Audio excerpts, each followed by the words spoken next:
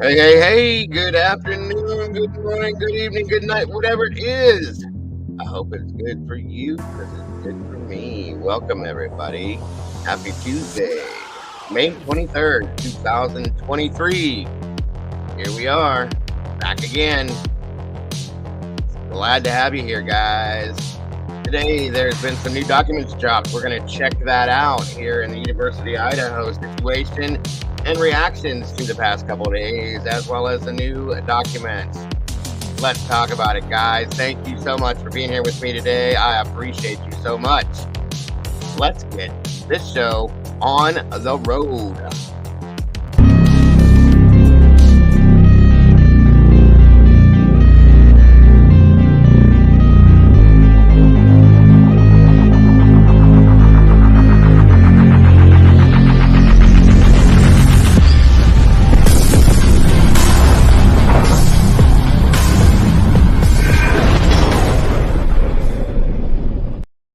Yo, what up?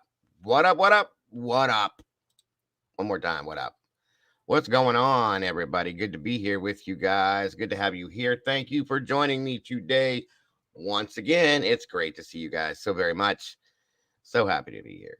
Can I say it again? I can, but I won't.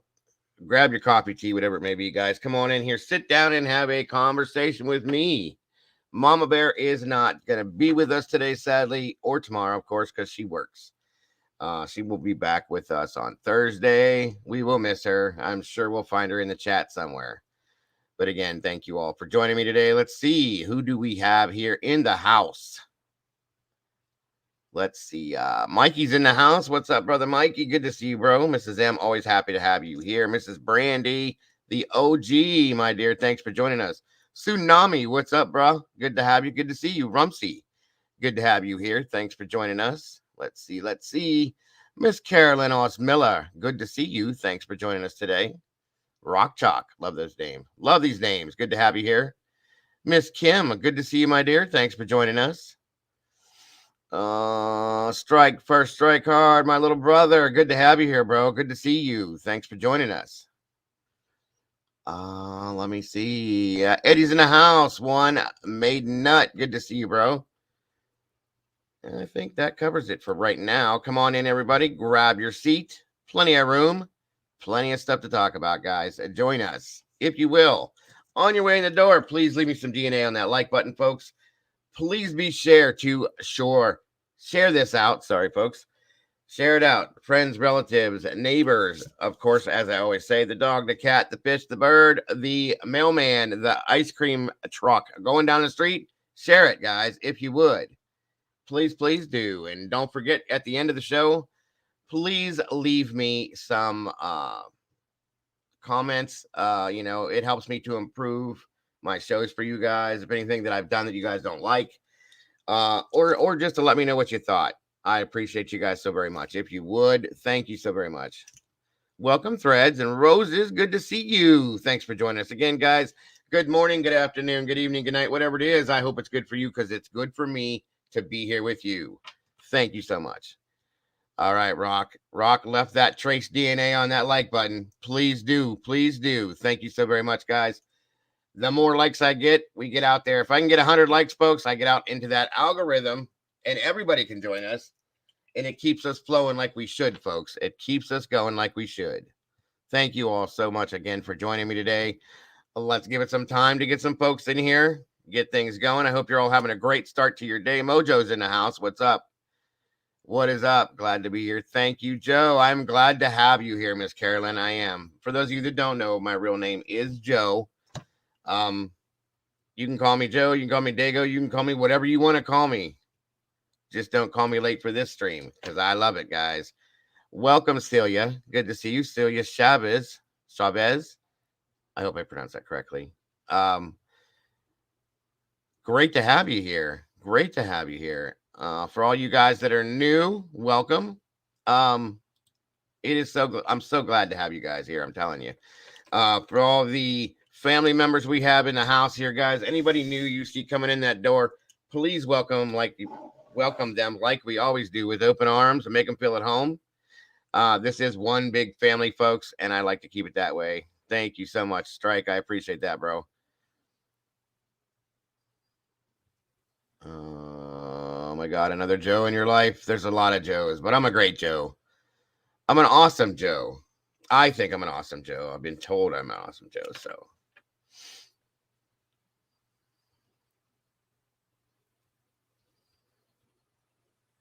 Let me see. Love the way you spelled tsunami. I know, it's awesome, isn't it? Rumsey. Yeah, he's got it pretty cool. I love the hyphens and all that stuff over top of it. It's really neat. For those of you that joined us last night, for the Midnight series that I do, where I tell the true stories behind certain Hollywood movies based on true crime. I appreciate you guys for joining us last night. It wasn't the greatest of all stories and shows, but it was okay. We are going to be jumping into another one Thursday night, maybe. I got some things coming up, folks. I'm going to have to readjust my schedule for this and that. I'm going to be joining the boys over there at Publicly Buzz Friday night. I don't know what we're going to be getting into, but it's going to be fun. So, guys, write that on your calendar. Friday night, hanging out with the Brothers Buzzed. Come on over and join us, guys. It should be fun. Thank you, Rumsey. I appreciate that so very much. That's Friday. I'm an okay Joe. I'll take that. I'll take it because I know how you really feel, bro. It's all good.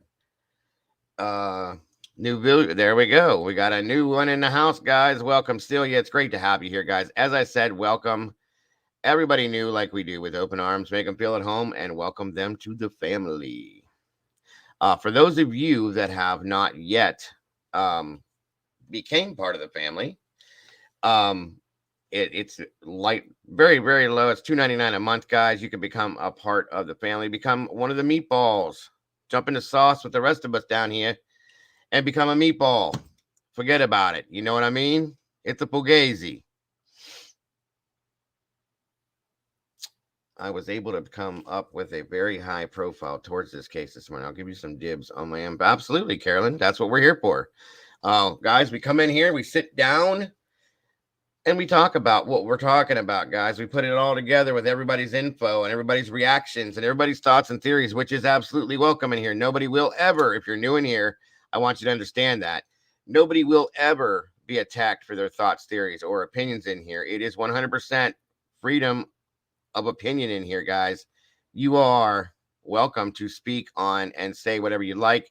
I'll give you the heads up right now. We don't get into religion, politics, nor do we talk about any kind of racism in here, guys. I don't put up with that, and I won't. We stay away from the politics and the religion because it's a very touchy subject with people. Therefore, we just don't go into it. Other than that, it's all on the table, folks. Mr. Wilson's in the house. Good to see you. Alicia Quintero, welcome. Good to have you here. Good to see you. Thanks for joining us today. Welcome, Sudi Basic. Good to see you. Absolutely, Alicia. If I pronounce it wrong, guys, I'm going to give you guys a heads up. If you have a long name, I'm going to give it a short name, guys. I always call everybody what I call them based on what I can say. I've got some people that come in here with really long names, and I'll give you a, I take a shortcut because I'm lazy and I don't want to say them long names. So get used to that because I do that. Let's see. Rumsey says, hey, Dago, read the questions or comment aloud to the audience, please, so I know what you're responding to. Read it out loud. Oh, I got you, Rumsey. I'm sorry. I try to put most things up here I'm speaking on, but did Amarit Sada under new name under Moscow, Idaho? That I don't know. I'll have to look into that, though. Thank you so much. Sophie, what's up? Good to see you today. Thanks for joining us today. Eating my carrots and dip, enjoying the Dago show. Thank you so very much. I appreciate that, Threads. Always happy to have you here. That's a good question, though, Carolyn. I'm going to have to look into that one. Guys, I will give you a forewarning. I am adult ADHD 100%. Sometimes I jump all over the place, so please don't mind that. My apologies ahead of time, guys. I try to keep it together. I do try. PW's in the house. Paranormal Witch, caw. What is up? Good to see you. Thanks for joining us, hon. Saeed Sheikh Ali, bushy eyebrows from Rasuna. Oh, okay. Saeed. Yeah. I know who you're talking about. Now, what was it that new identity to former Emerson? Okay. I see what you're saying. I don't know about that, Carolyn, but again, something I'm going to look into because that's interesting. So he changed his identity. Hmm. That's a little different. Definitely a little different. Miss Amanda, good to see you, Detective Amanda Meow. Welcome. Good to have you here, dear. That Brian Berger dude should be in prison. Well, we'll find out, won't we? We will find out. Again, guys, don't forget, innocent until proven guilty. We got to keep it that way. Come on in, everybody. We got 70 people here in the house. Let me see. Give me a second. I'm trying to get to my... Where is it? Where is it? Bear with me, folks. Here we go. Let me get back over to that so I can check something. There we go. We got 33 likes and 77 people. Like I always say, guys, I'm not a detective, but I am in true crime. So let's figure that out. Let's get that 100 likes so we can get out in that algorithm and get things rolling. What's up, Laura? Good to see you. Cece, the sweetest lady on the internet. Thank you for joining us today. Devil Dolls in the house. Welcome. Good to have you here. Evie Marie. Welcome, hon. Good to have you. Miss Sarah's in the house. Good to see you.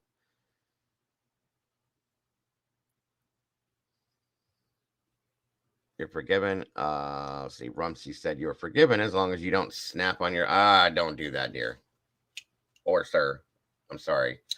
I don't do that in here. We don't have that happen in here. You guys, I treat this community as if it's my family because in my mind it is my family, and you guys are treated with the utmost respect, and that's how I expect you guys to treat each other as well. That's why I keep this channel the way I do. It's taken a while to get it to where it is. But you know, it's a very laid back, calm place to be, and I like to keep it that way. And we try to have fun in here as well. Somebody just jumped in. Party of 5. Good to see you. Thanks for joining us.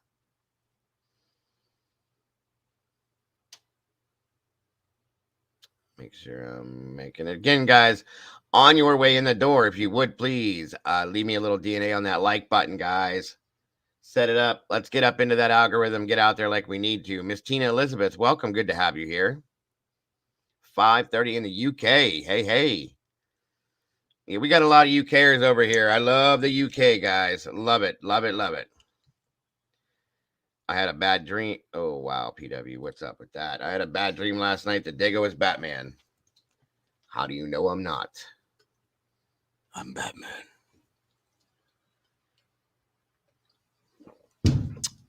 Guys, listen. If you ever need me, all you got to do is throw up the Dago signal.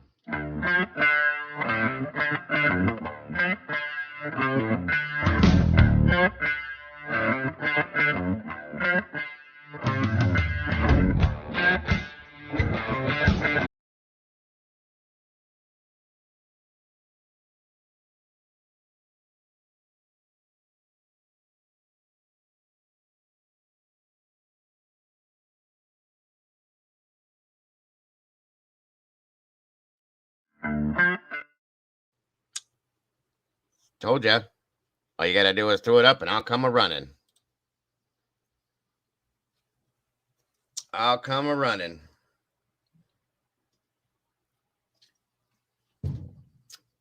That is Caravar. Lovely Molly girl. That's the Dago signal. You throw that up, I'll come running for you.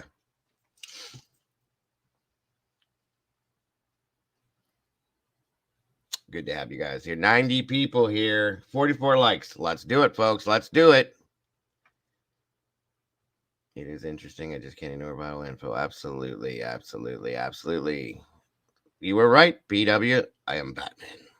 Dago Man. Come on in, guys. Get comfortable. Find a seat.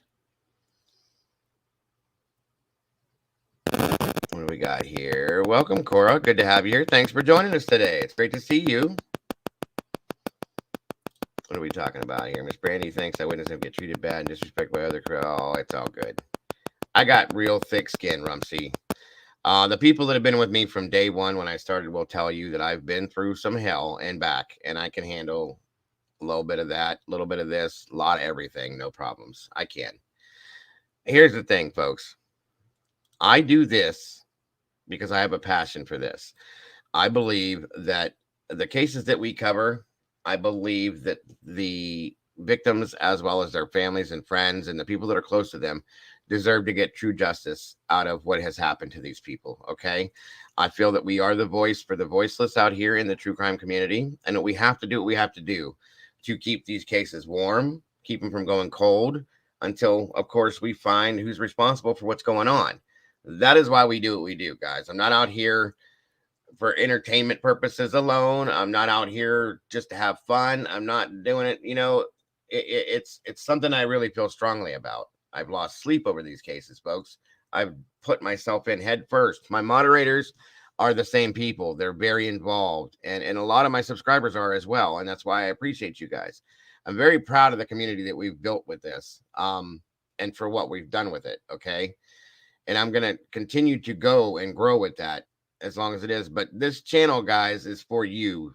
I've made this channel for you. It's your channel.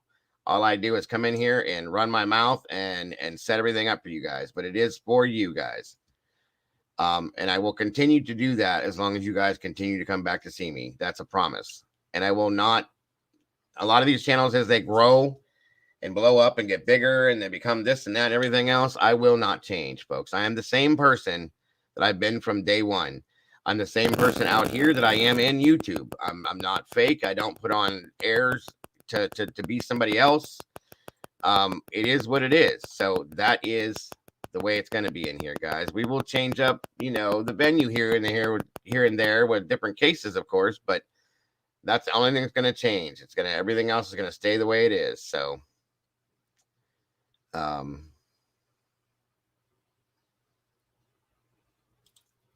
I've been watching a lot of coverage of this, and all of the creators, you are the most respectful to all and to your guests. Very noticeable. Well, thank you very much, Tina. I appreciate that. You guys deserve that respect, and that's why I do what I do in here. We are all brothers and sisters under the same God, folks. There's no reason to treat anybody any different. There's no reason to put people down based on their opinions, theories, and thoughts, and I will never do that, nor will I allow that in here. I just won't. So at that point, like I said, this is my family in here, guys. You guys are the family that my second family here. So, and most of these people in here know my family out here, and then they love you guys too. So it's all one big family as far as I'm concerned.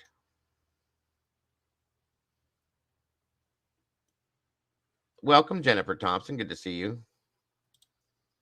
Thank you so much, Evie. I appreciate that. Justice for the voiceless. That's right.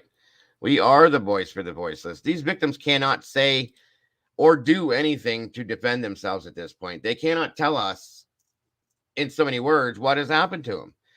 Law enforcement does their job, and I respect and love law enforcement 100%, folks, but they can only do so much. And we don't always get 100% of what we want from law enforcement. These cases do go cold, and I hate seeing that, okay? So that is why I do what I do. I can't speak for everybody else in the true crime community, but the channels that I surround myself with, they're the same, folks. Publicly Buzzed, The Opinionated Idiot, Subconscious Mouth, The Drunk Turkey Show, even Doc Thrifty, TNT, Truth and Transparency. These are all great channels and great creators, folks. And I respect them. I look to them. And we kind of all work together in the same venue to get the point out that we need to. Okay. So, and that's why I push those channels through my streams too, because they need to be seen as well. I love those guys. They're all very good at what they do. By the way, Doc Thrifty's channel had changed. It's called True Crime Lies and Videotape, guys. If you haven't checked him out, please do. He's always got great content. You gotta love it. Welcome, Veronica. Good to see you, American Princess. Welcome, welcome. Good to have you here. OCD's in the house. Welcome back. Good to have you here. Let's see. Absolutely understandable. I will continue to build profiles until there are 100% results without question. Awesome. One moment, guys. I am not very good at multitasking. I will warn you ahead of time. So you got to bear with me on a couple things here. 1 second.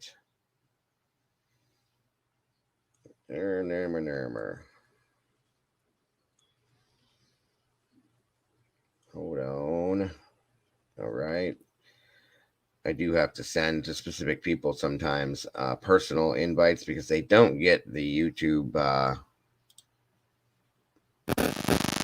They don't get the invites from YouTube.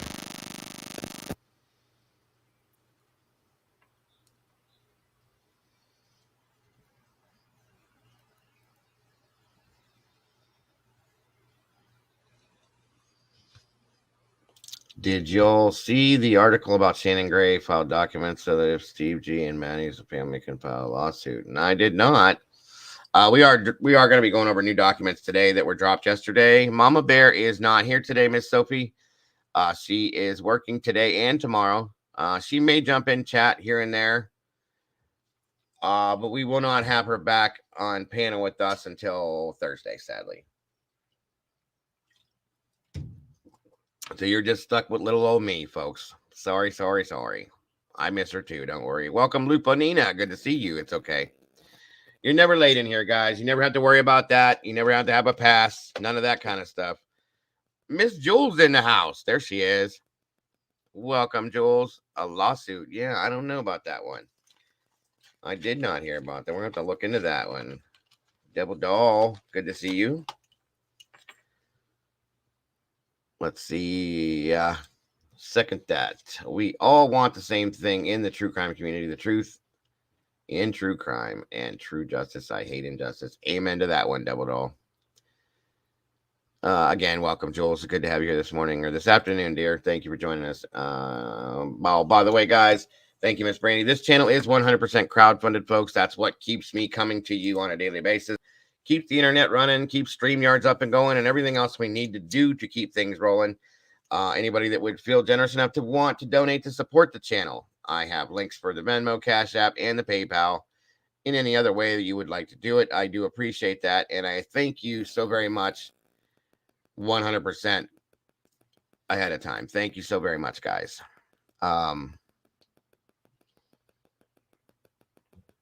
Carolyn says it's too early for a lawsuit. Just my opinion. I kind of agree. It is a little bit early. What were they saying? Basing the lawsuit on? That's something I'm not even familiar with. Idaho college murders 2 slain students. Families reserve right to sue Moscow. Documents say, aha, there we go. Thank you, Miss Jules. Great video, by the way, yesterday, Jules. Guys, if you haven't checked it out yet, for those of you that may be newer, Jules of All Trades is one of those channels I'm talking about that I have so much respect for. She joins us a lot in here with her insight and her info. She's just a great person. And if you haven't checked it out, guys, if we could drop the link, I would appreciate anybody going over there, showing some love, subscribing to her channel, checking out her stuff. She doesn't do live streams like I do. She does pre-recorded videos, and they are absolutely amazing. If you would, though, I would appreciate that so very much, folks. One moment, please.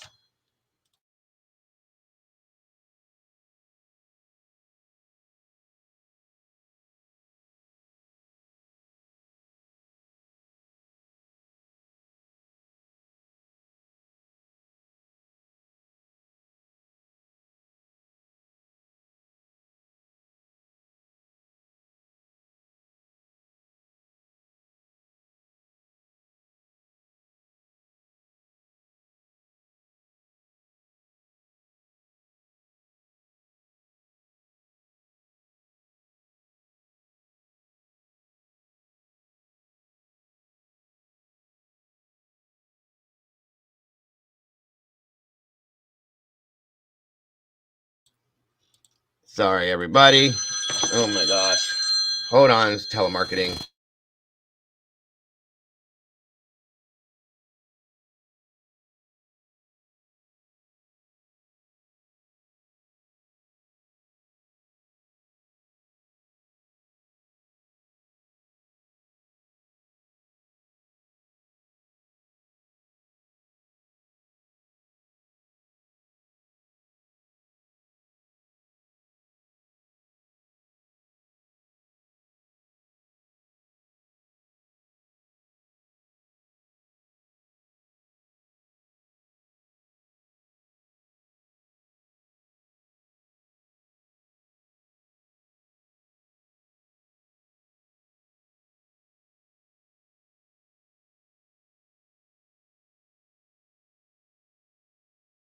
All right, everybody. My apologies again. I had to block this number. I keep getting these telemarketing calls. I've been getting them all morning long. It's ridiculous. So it's blocked now.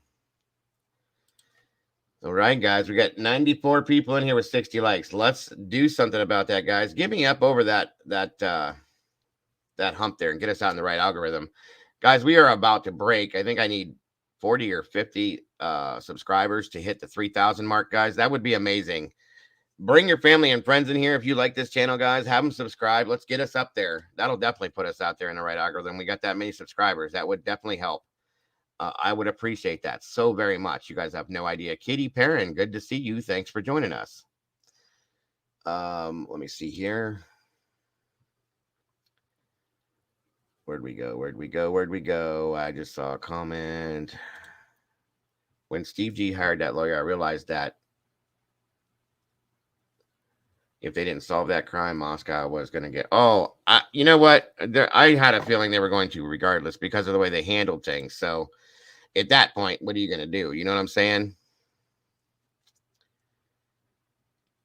Thank you so much, Jules. And it's all you've helped with that, my dear. You absolutely have. If it wasn't for you, it wouldn't have happened. So you're amazing. I really seriously amazing. I'm glad that you like to work with us here because we love working with you.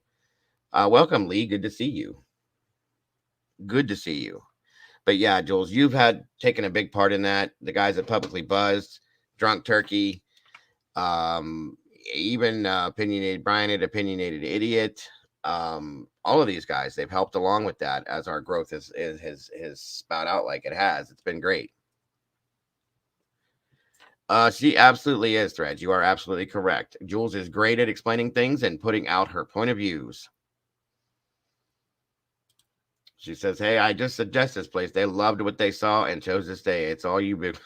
Well, I appreciate that. But nobody knew about it until you said something, you know? Well, I mean, not everybody, but some people. Good to see you, Cricket. Thanks for joining us today. The thing is, guys, I love what I do. I love hanging out with you guys. I love talking about the things we do. I love doing the think tanks that we do about these cases, you know, and I hope that all you guys are going to be around for the other cases that we jump into, you know, because, you know, we cover other things. We really do. We've covered quite a few cases, guys. Summer Wells. We're going to be revisiting that again one of these days. One of the big ones I covered that I am going to be jumping back into because I'm not happy with the end result is the Kylie Rodney case. Okay. There's things about that that I just don't like, and I never have, that I will be revisiting because it's still open on some part of it, you know, and it's cold. And I don't like that. Same with Summer. I'm not going to let these cases go until there's an end result that I'm okay with, per se. Oh, that's okay, Rock Chalk. No worries. That's right, Miss Brandy. Thank you so very much for that.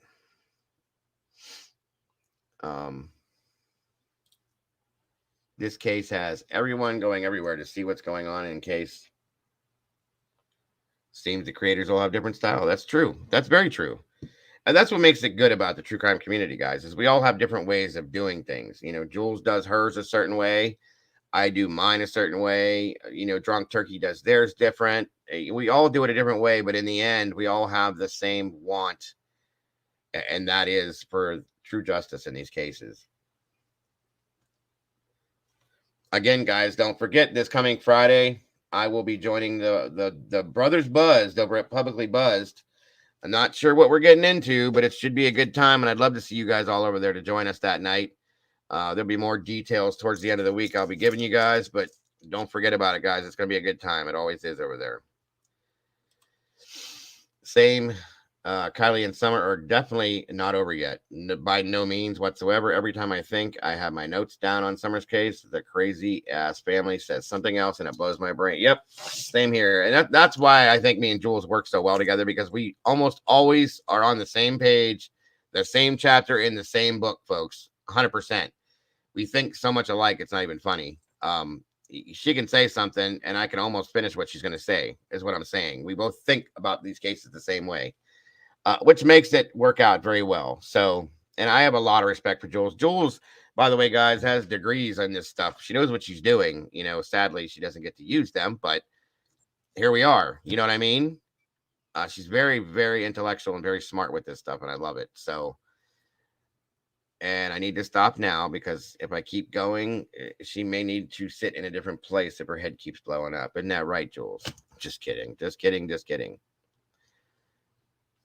One I call hokey pokey with that judge. I'm not happy with him. I mean, he does seem very strict. I'll say that much. Like, he's not going to put up with any bullshit, but I'm still disappointed in what he did yesterday. That was really ridiculous.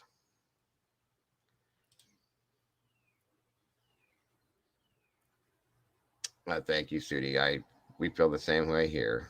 Chick Antiques in the house. Good to see you. Thanks for joining us.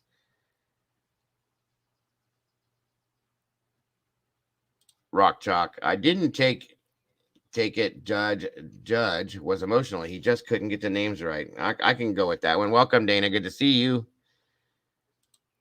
Again, Kylie and Summer need justice. There's so much that's wrong with both these cases. It's awful. And here's what I'm going to do, folks. For those of you that were invested in the Kylie Rodney case, and I'm sure, because I know Jules was as well, we're going to go back to that one and do kind of what I did with Summer's case. And we're going to start from the beginning and pick through and see what we may have missed. It's going to be coming up here soon. And just bring it all the way up to where we're at right now and pick it apart and put it back together again and see what we can come up with. Now, coming up here relatively soon, because we do have 5 months before the trial, guys. And I do believe for this case, I do believe there's going to be quite a few, at least 2 or more continuances on it. So we're going to be waiting for a while. So there's going to be a lot of stuff that comes out with this case in between that. And we're not going to be able to sit on here and talk about everything. It's going to get old eventually. So we're going to be jumping into these other cases and warming them back up. But last night I was talking to a great part of our family that just joined in here. And I think coming up here in the next month, we're going to do a whole week, guys. I'm going to be calling it Mob Week. We're going to be going back and starting way back when and looking into the true crime based on organized crime from way back when all the way up to this point. We're going to go day to day through that week and just pick out a piece and go for it. And we're going to tell stories. We have people that have in here that have stories that they're going to share with us and experiences and things like that, and bring all that stuff back up and remember some of that stuff. Okay. It should be really interesting. It's a good part of history. For those of you that are interested, I would love to see you guys join us. Yes, I did. Yes, I did. Did you see that Maddie McCann's search just got restarted this morning? I heard that yesterday. And they had said they were going to do it. That would be great. It really would. The one guy that they had as a suspect, I believe they were going and they were searching that one area that they said that he was involved with. So yeah.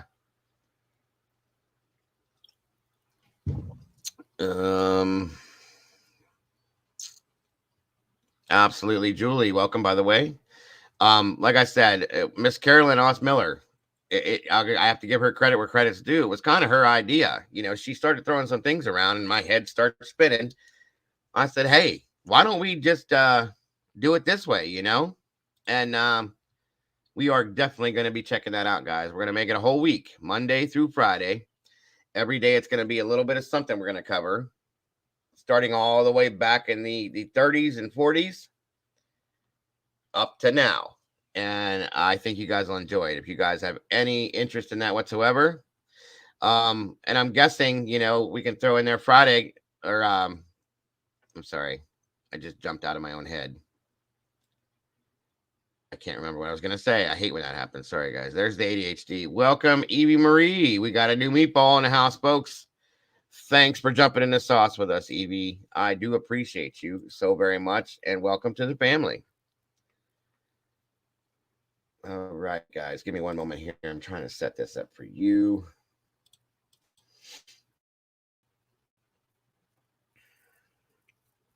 And again, welcome everybody. 124 amazing people in this house, guys. Please, please hit that like button on your way in the door if you have not yet. I appreciate you so very much. Okay. The Mama Bear set this up and sent me. One second, folks.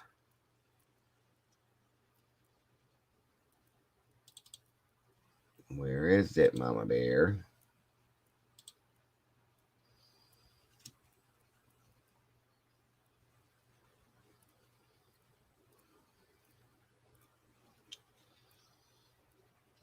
Where is it? Where is it? Where is it?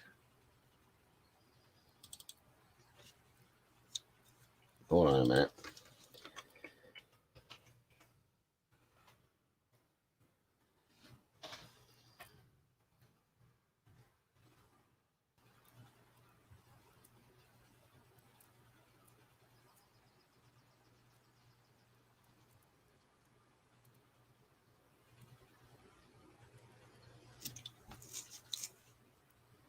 Where is it?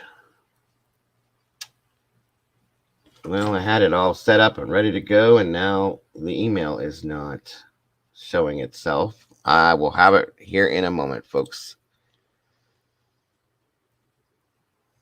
Where's Mama Bear? Oh, she's listening to me. See, she knows that I can't do this the right way without her. She knows, guys. That is why. There we are. Thank you, Mama Bear. I couldn't find it based on the title. Okay. In here, are these in order, by the way? Okay, 4 attachments. Let's just do it this way. Boom. All right. Miss Carrie, Prestula.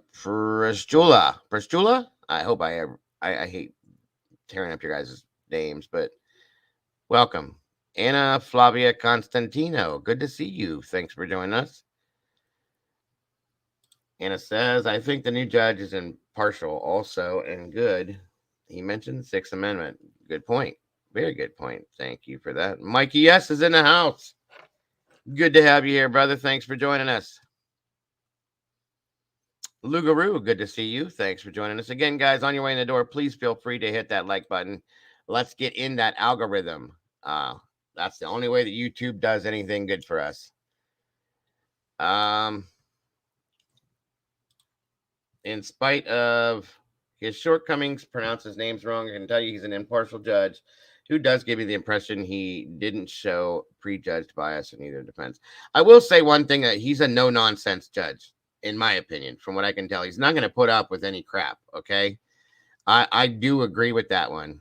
And the whole Sixth Amendment thing, I 100% agree with that too. That was very much respected, I have to say. Okay, and then Jules says, or whoops, sorry. Wow, this thing's moving quick. Okay, yeah, I appreciate his Sixth Amendment speech, but I'm still mad at him. 100%, 100%. I get it. Welcome, Savior. Good to see you. Thanks for joining us. All right, 122 awesome people in here, guys. Please, please, if you would, hammer that like button for me. Michigal, good to see you. Thanks for joining us. Dana, if I didn't see you or say anything, welcome. Tracy, good to see you here. It's great to have you guys here. Thank you so very much. All right, Cricket, thank you so much for jumping in here today. Got to get a roast in the oven. I'll stop by a bit later. We will be here for a bit, guys. 1 minute maiden. Feel free to share my thoughts on Judge. Absolutely. Absolutely. It's my pleasure to have you, Tracy. No chains in the house. Awesome. Good to see you. All right. All right, guys. These may not be in order, but I'm going to do the best I can. I promise. Okey-doke. Again, thank you, Mama Bear, for sending these over this morning. I appreciate you so very much. Yes, it does. I'll say this much. God bless you if you're doing a roast cricket. They're so expensive now, guys. We haven't had a beef roast per se. I gotta say, in at least a year now. Meat is so expensive here; it's ridiculous. Especially with how many we'd have to have two of them to feed our house. You know what I'm saying? So it just doesn't happen very often. Mojo, I love your picture, Mojo. Always have. I'm a huge Doors fan.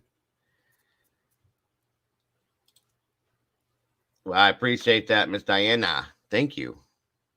I am in Ohio, Rock Chalk. Boring ass Ohio. Rhode Island housewife is in the house. Good to have you here. Thanks for joining us, dear. Oh, you're making me hungry. Making me super hungry, Julie. Don't be talking about no prime rib now. That's too good. Too good.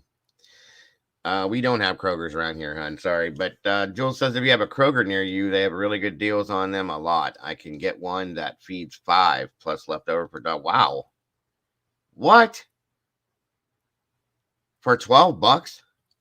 Listen, folks, I'm not lying.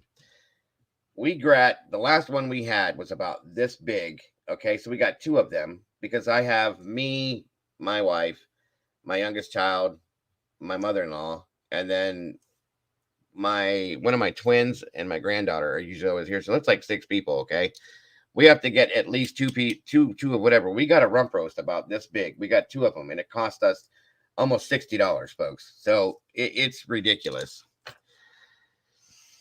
Bonnie Bailey's in the house. Good to see you. Thanks for joining us. Diana, I appreciate that. I do very much appreciate that. You have no idea. 3 pounds ground turkey yesterday at Kroger's for $5.99. That's a good deal. That's a great deal. Thank you, Miss Brandy. Again, if any new members that have just joined up to the family want to join the sauce in our Discord, that is you get exclusive rights to the Discord that we have here, guys. Once you become a member, which allows you in the Discord to join us for the movie nights that we're going to start having, guys. If you are interested in that, if you're interested in joining the Discord, get a hold of Miss Brandy, the OG, and she will help you get into the Discord. No worries, and thank you so much, very much, Miss Brandy. I appreciate that. Who was it that said? I just saw somebody say something about Ohio. Katie Perrin, welcome, dear. You're in Ohio too. Awesome. We got Buckeyes in the house, folks. I am not a Buckeyes fan, but I am a Buckeye, sadly. We do have Circle K's. I do have Circle K's around here, a lot of them. Matt Malo 12, welcome. Good to have you here. Says Ann Taylor's a Hellcat. I agree with that. Well, thank you so much for that. No chains. I appreciate that very much. Yeah, guys, I'm sitting right now. I'll let you know real quick, and then we'll get into this. 1 second, folks.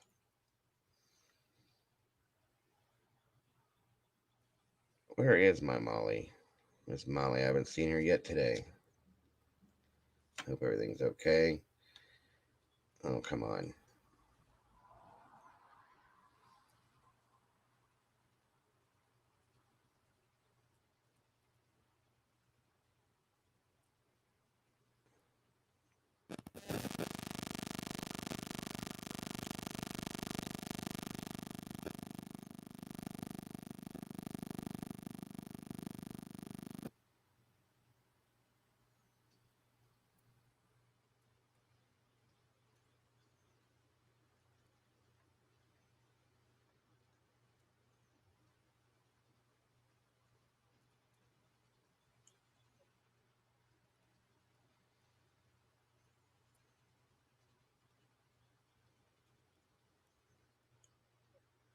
Okay.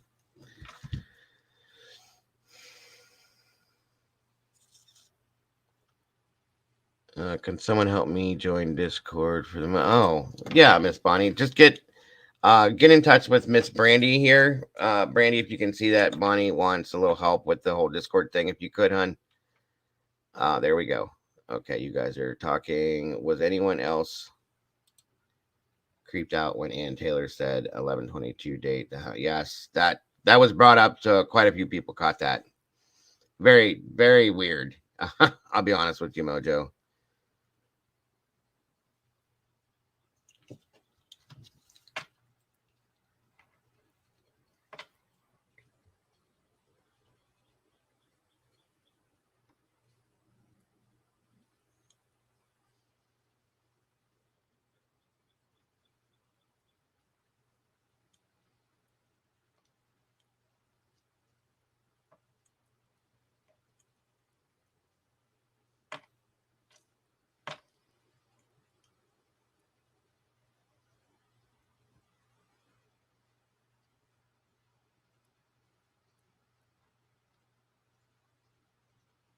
All right, guys.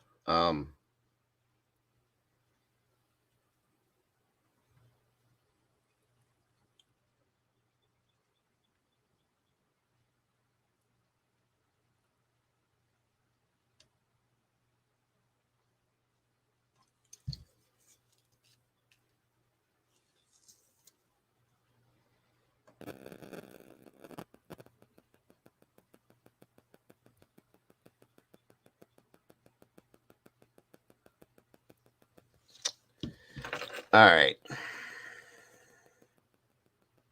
Yeah, welcome, Doc. We had been talking about that was Chief Fry's wife, from what we understood. I think that's kind of hmm, exactly like Jules just said. I think that's kind of, they said it's because it's a small town, and this and that and everything else. Come on now, guys. Like, this case has so many of these things that don't make any sense to me, like this. Welcome, Lisa. Again, welcome, Doc. It's great to have you here. Yeah, that's what, if you do want to jump up here, Jules, you're welcome to. I know you're working, but just let me know if you choose to. Julie Fry was elected, American Princess says. Okay. Well, I think that's something that should be looked at. That's kind of, in my opinion, that it's a little off to me. I'll just put it that way. In my opinion, I think it's a what's the word I'm looking for, or the phrase I'm looking for? Conflict of interest, maybe. Good to see you, Strutter 614. I think there needs to be a couple things that needs to be looked at for a change of venue, in my opinion. Um, Good to see you, Doc. Right here in the document, folks, it says it right here. Julie Fry, clerk of the court. Well, as we've been told, Julie Fry is Chief Moscow Police Chief Fry's wife. That's not comfortable with me. I'm just saying. Well, welcome, Michelle. Good to see you. Thanks for joining us.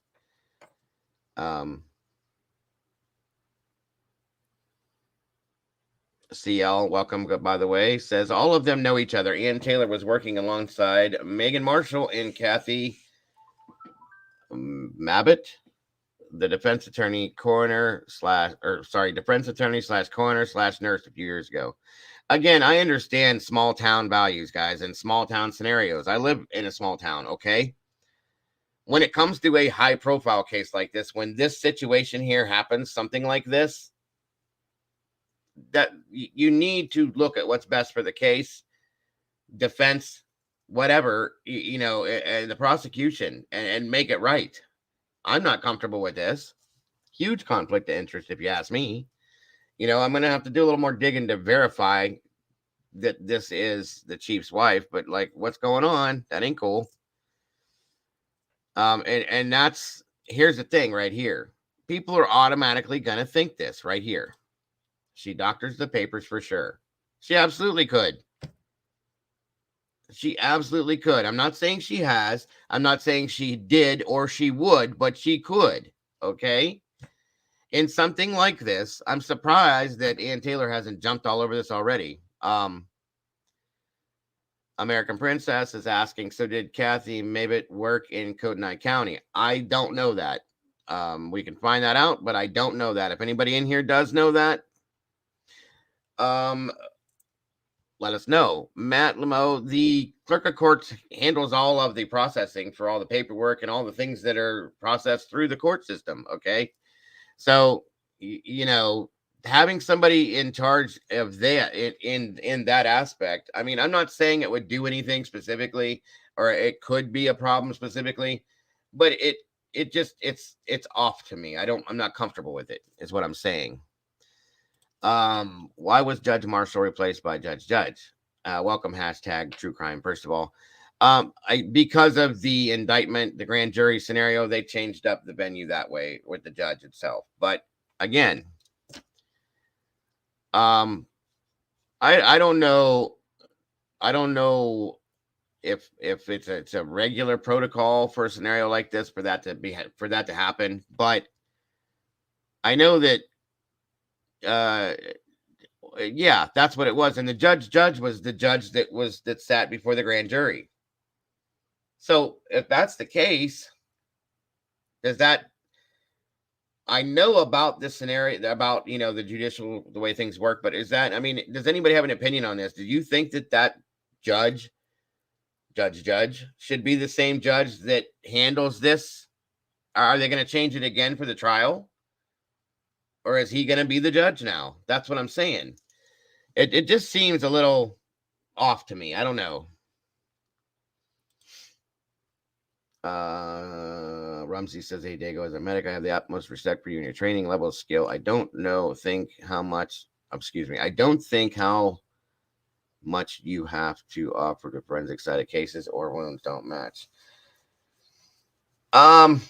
I've seen things. I've seen and experienced different types of wounds, in my experience. And that itself, now, as far as forensics, I know about blood pooling and things like that, and from what I've seen over the years. Do you know what I mean?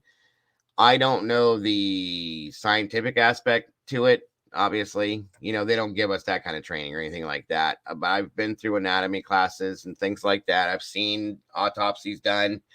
I've been involved in autopsies for training purposes. I've been on multiple scenes. I've never been on anything as extreme as Idaho, folks. I'll be honest with you. That was something that I can't imagine too many people have been on. But protocol, I found out. Well, for instance, folks, I had a big issue. I still have a big issue with the fact that EMS was not allowed to be in that house. I've always had an issue with that because I even looked into it. Protocol, I'm in Ohio, as I said, but I called around. We looked around.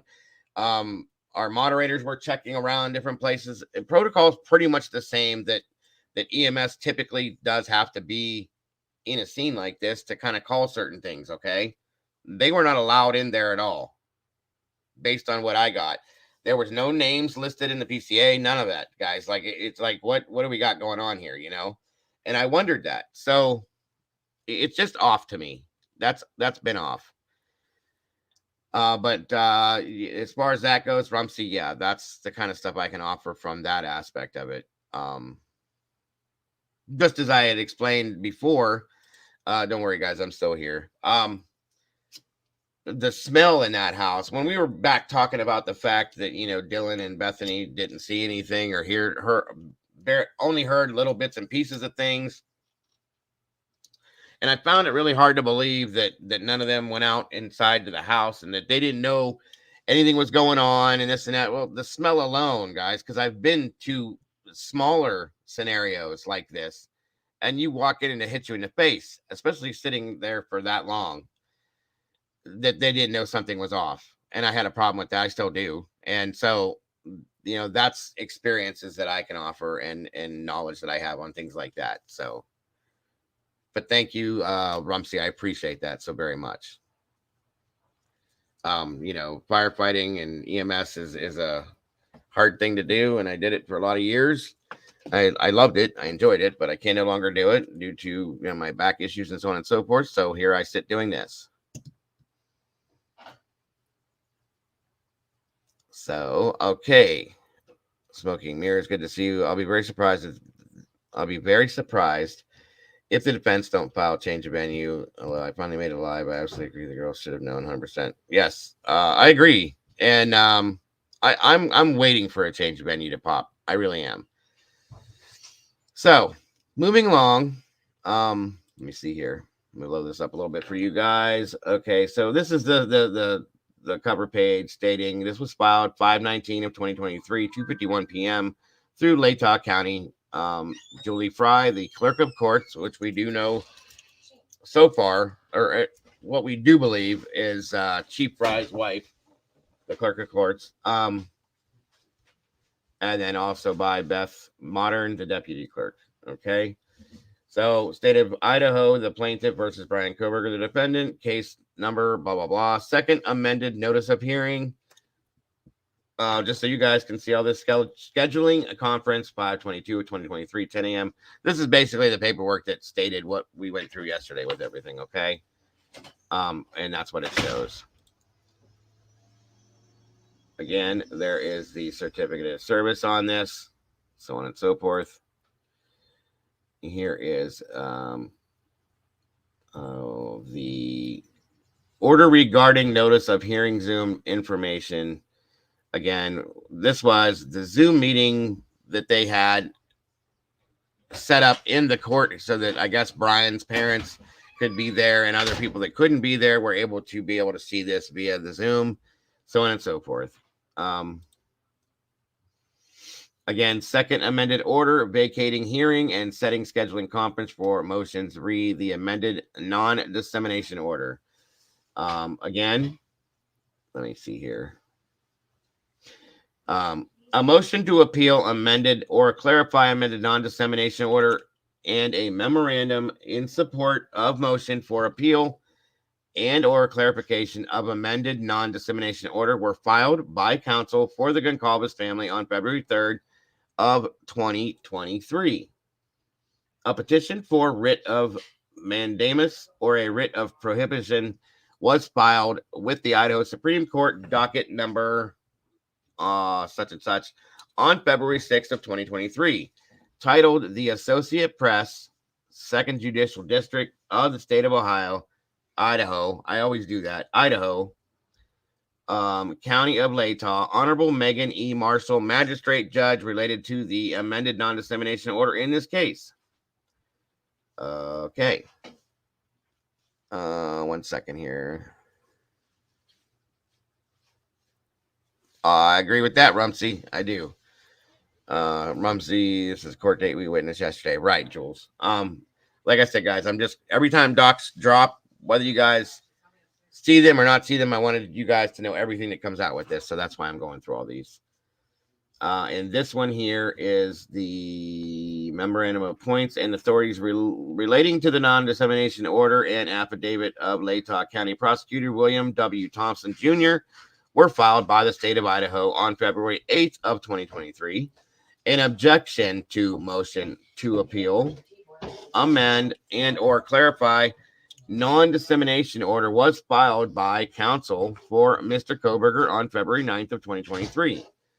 On February 27th, the court issued a notice regarding hearing date on motion to appeal, amend, and or clarify amended non-dissemination order, providing notice that the Goncalves motion would be set for hearing upon the issuances of Idaho Supreme Court's decision in the Associated Press. That was the secondary hearing that they had yesterday, guys, was what that's about. Okay. The rest of this is just, it is hereby ordered that the motion hearing the Goncalves motion to appeal, amend, and or clarify amended non-dissemination order scheduled for May 25th is vacated because they did it yesterday. Okay. And that's that. All right. Let me jump out of that one. 1 second, folks. Again, yes, I'm not very comfortable with the fact that she is. Wait a minute. Is this all we have here?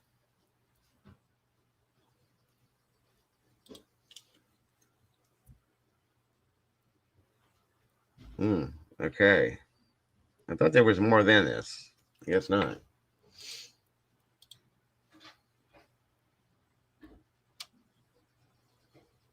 So basically, these are just the documents based on everything that we covered yesterday. Okay, that we watched go on, so on and so forth. I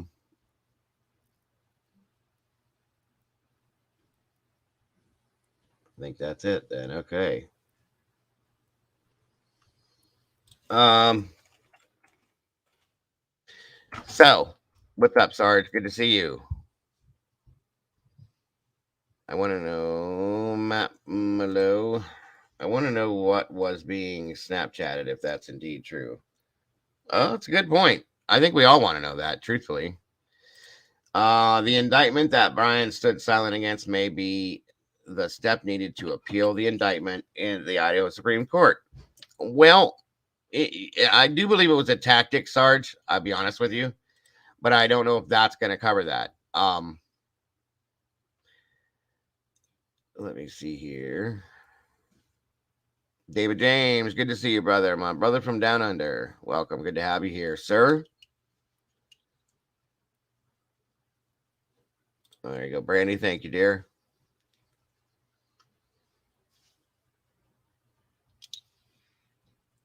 All right, guys. The 4 newest documents are on the Idaho web portal. It's them requesting the grand jury material. Yeah, and that's what Joel's put up that video yesterday. I was actually going to review that today with you guys because I liked her input on that. 1 second here. Uno momento, folks.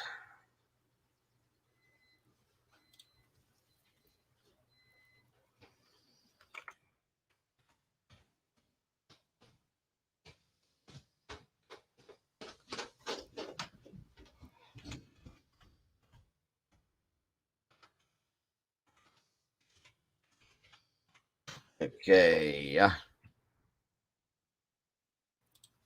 I want to know if BK was in any of those Snapchat groups to see if that's why he possibly showed up that morning. That's a good point, Mikey. Very good point, bro. Becky Schneider. Schneider. I'm sorry if I mispronounced it. Welcome. How do you introduce evidence into a get arrested? Not sure, Becky. I'm not sure. Welcome, by the way. It's good to have you here. Let's see here. What more you can find?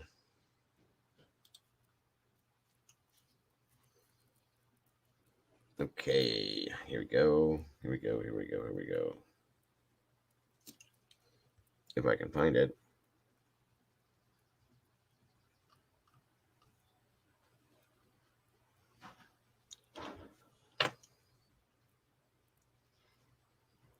Where is it? Joy. That's what I was trying to find.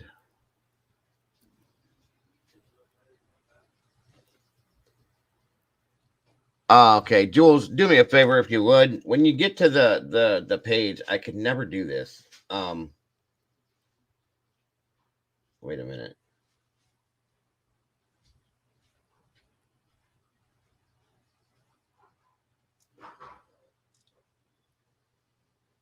Crime statistics, missing persons, annual reports. Where is the portal at? I can't seem to navigate this.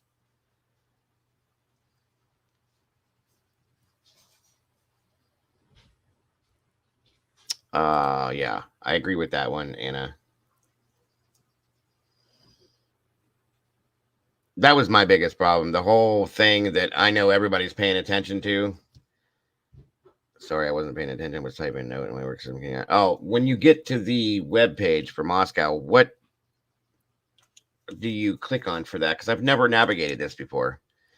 Okay. Thank you, Jules.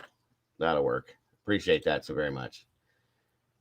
All right. Okay, there. Is that it? Okay. There we go. All right, guys. Give me one moment. I'll have that pulled up. I did see it. I just clicked out. I just clicked out of it because you said that. I can't click on that link because it doesn't let me do that in StreamYard.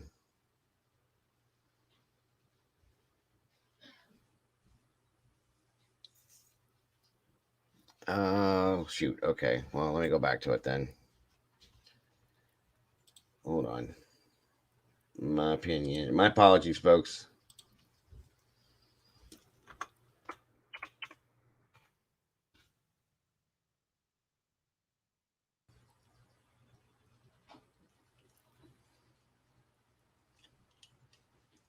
Okay.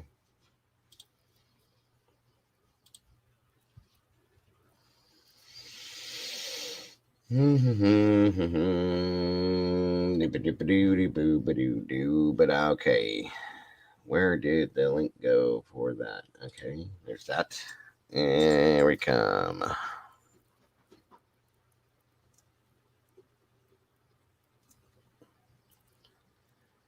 Case of interest page. Go in and you'll see the dates.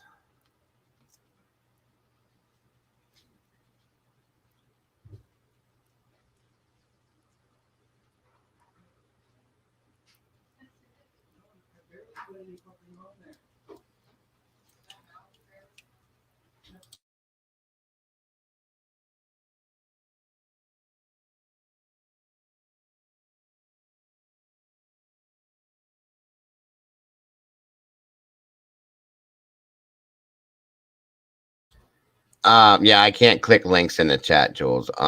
Is it the MPD public records request? Is that where it's at?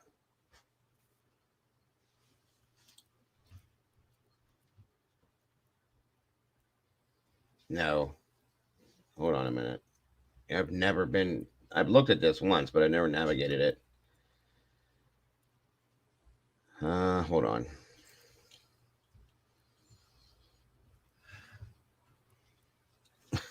Sorry. Thank you.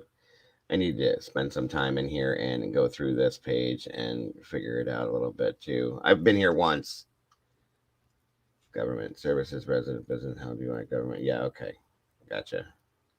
Um, they're not going to give me that anyway, so okay. All right, Jules. Thank you very much. Welcome, Willow. Good to see you. I wonder if Coburger is always out late at night, but only I King Road area 12 times. Yeah, not sure. Interesting. I also think this would explain why no blood trails were in the house. I also feel they were stabbed post death.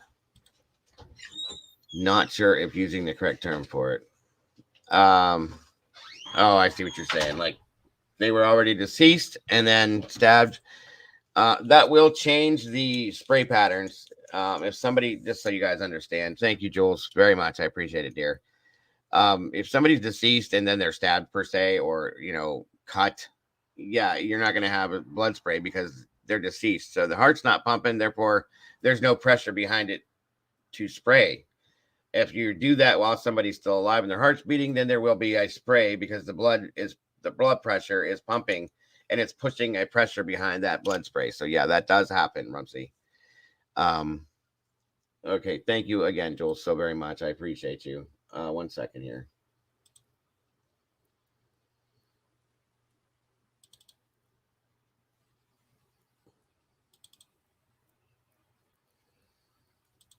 All right, here we go. Good Lord, where is the date? Or is it backwards?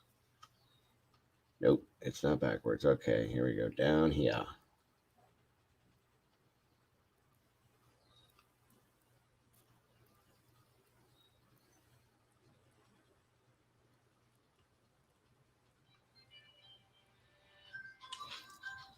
Okay, guys, there's so much stuff in here. Hold on.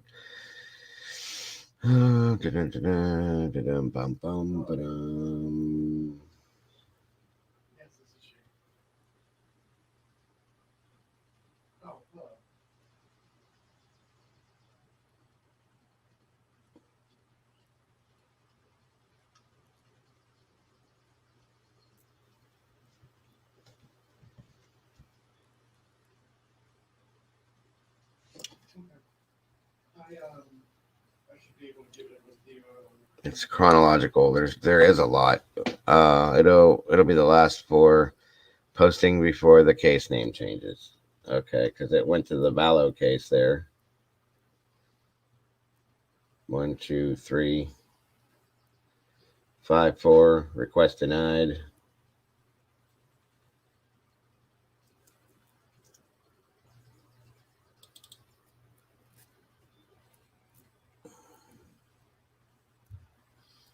Nope, wrong one. 1 second. Sorry, guys. This takes a minute because there is a lot to go through in here. I cannot find it to save my life. I'm glad I have this, though. I will definitely be using this. Thank you so very much, Jules. Good Lord.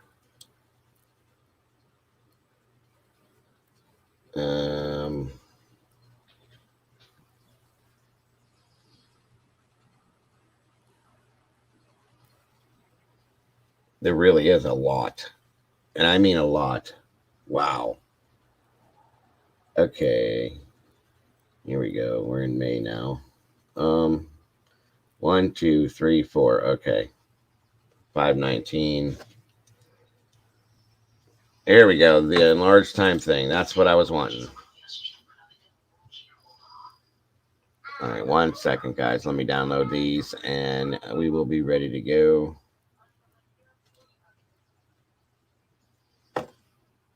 There we go. Okay. Thank you for your patience, folks. Wait a minute.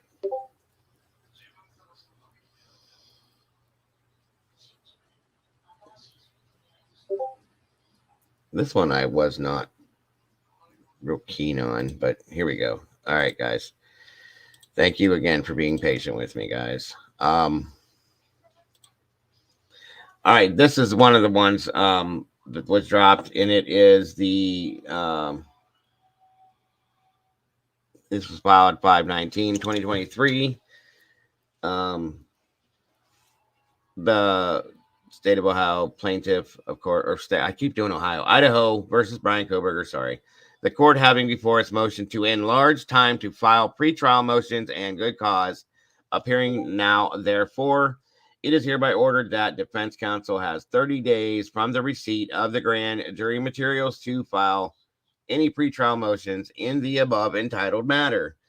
Ordered on May 19th of 2023. Okay. All right. 1 second.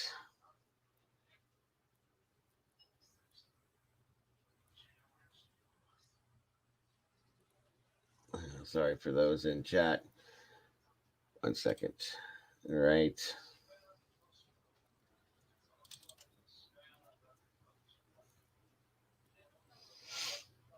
All right. This is the motion to make available the record of all proceedings of the grand jury pursuant to ICR 6.2. All right, guys. Give me 1 moment. I will be right back. I need to use the bathroom. I can't hold it. So I'll be right back. 1 second, folks. Again, guys, thank you for being patient with me. I will be right back.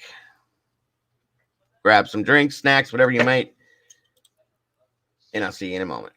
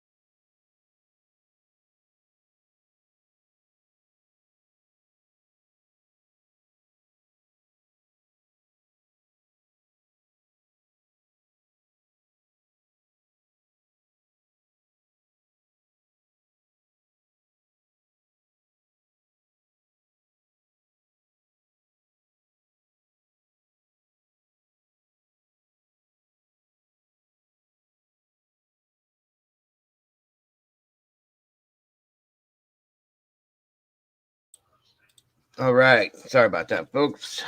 Back to the business at hand. All right. Welcome, Fupa. Good to see you, dear. Thanks for joining us once again. Okay. Comes now Brian C. Koberger by and through his attorney, Ann C. Taylor. Public defender hereby moves the court for an order directing the clerk of the court to unseal the record and make it available to allow for examination and to allow for the preparation of transcripts of all the proceedings conducted by the grand jury in the above entitled matter, except for the deliberation portion of the proceedings. Counsel specifically requests that the following be included in the record to be provided. Number one, a copy of any and all petitions for summoning, which would be, anybody that they're trying to get to summon to the trial per se. Okay. Um, a grand jury related to this case or these charges. Okay. A copy of any and all order or orders assigning judge related to this case or these charges. Number three, a copy of any and all order to summon jurors and notice of hearing. So Ann is asking for everything again, guys. Copies of who they're summoning for jurors, okay, witnesses, so on and so forth. A transcript of the initial seating of the grand jury, which ultimately heard evidence in the case against the defendant. So if we remember, that was all sealed, okay? Whoever the grand jury was, who they were, or who the jurors were, and everything in that situation that they talked about was sealed per se. And they're asking for that to be unsealed, okay? And she's asking for everything in that to be shown to them per se, in layman's terms, okay? Now, back to where I was. And I knew I was going to need to do this. Here we go. Don't laugh at my glasses, folks, but I cannot see it unless I have them. Sorry. The old in me is kicking out. Here we go. Boom. Okay. There we go. Wow. Check that out. A verbatim transcript of the proceeding in which evidence against the defendant was presented to the grand jury. So again, she's asking for word for word the transcripts that were presented to the jury to, the defense or the evidence against Brian. They want to know, she wants to know word for word. Okay. That transcript should include a record of comments of the court and for prosecuting attorney and deputy prosecuting attorneys to the grand jury, whether in opening statement or closing remarks or response to questions by the grand jury, and any questions submitted by the grand jury, whether oral or written, as well as a list of all persons present during the proceeding. A copy of the jury instructions provided to the grand jurors who heard the evidence against the defendant. A list of the names of the grand jurors who heard the evidence against the defendant. A copy of any and all documents or records and a transcript of any and all proceedings containing information related to the following matter addressed in the relevant Idaho criminal rules provided below, if not otherwise already included in the record created above. The number of grand jurors and presence of quorum per Idaho Criminal Record 6A. The summoning of the grand jury per Idaho Criminal Rule 6B. The impaneling of the grand jury per Idaho Rule 6C. Motion to make available the record of all proceedings of the grand jury pursuant to ICR 621. That's what that form was, okay? By the way, if anybody has any questions while I'm going through this, please feel free to throw them out there. I will answer at the best that I can. All right, guys. All right, D, the grand jury presiding juror, oath and deputies per Idaho Rule Criminal 6D. The deputy presiding juror, oath and deputies per Idaho Criminal Rule 6E. The charge to the jury per Idaho Criminal Rule 6F. The excuse of any juror per Idaho Criminal Rule 6G. Any evidence presented to the grand jury per Idaho Rule 6.1B1. Any inquiry by the prosecutor regarding whether there are any grounds for disqualification of any grand juror per Idaho Rule 6.1B2. Any list of elements of offenses provided by the prosecutor per Idaho Criminal Rule 6.1B3. Any advice given by the prosecutor regarding the standard for probable cause or person's refusal to testify, which I guess that would relate to Bethany, maybe, in a sense. Not really refusal, but she didn't want to do it. So, you know.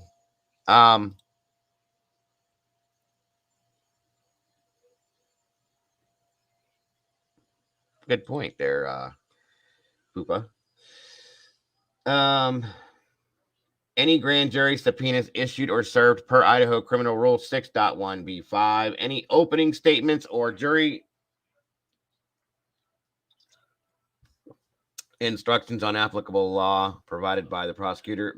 Okay, I'm going to go through this here and look real quick. This is everything, guys. Anything and everything. And including all the proceedings that were involved in the grand jury. Welcome, Stevie. Good to see you. And Casey, great to have you here.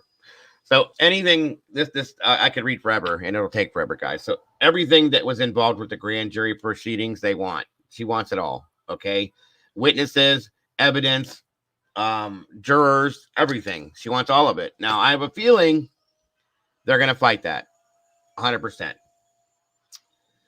Okay, let me check something out. With any and all other information, documents, records, transcripts regarding the grand jurors or the indictment subjecting them or it to challenge per Idaho Criminal Rule 6.6 and the term of service of the grand jury per Idaho Criminal Rule 6.7, a copy of any and all documents or records and transcripts of any and all proceedings. She wants everything that came from the secret grand jury and all of that. She wants it all. Every bit of it, guys, okay? And again, I don't blame her. She should have it, okay? So there's that. Now, hold on one second here.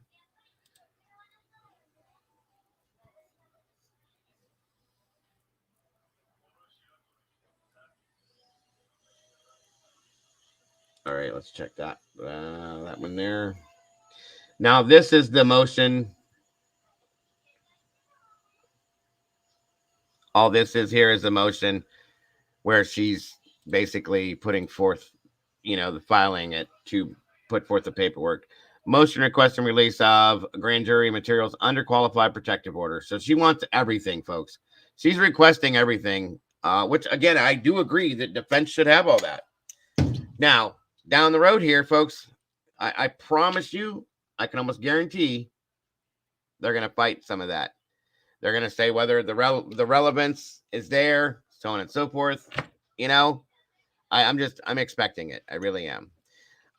Okay, guys, while we're in here talking about this stuff, by the way, does anybody want to join me up here to talk about anything today? I will give you guys the option one at a time to come up here and make your comments on panel today. If you'd like, since we don't have Mama Bear up here, definitely, leaves it open for that. So if anybody would like to, let me know. I will put a link down and we can get up here and you guys are welcome to speak. Speak your mind. Okay, there's that. One moment here. Back out of there. I know I missed one here. Enlarged time to file pretrial motions. Okay, and this is the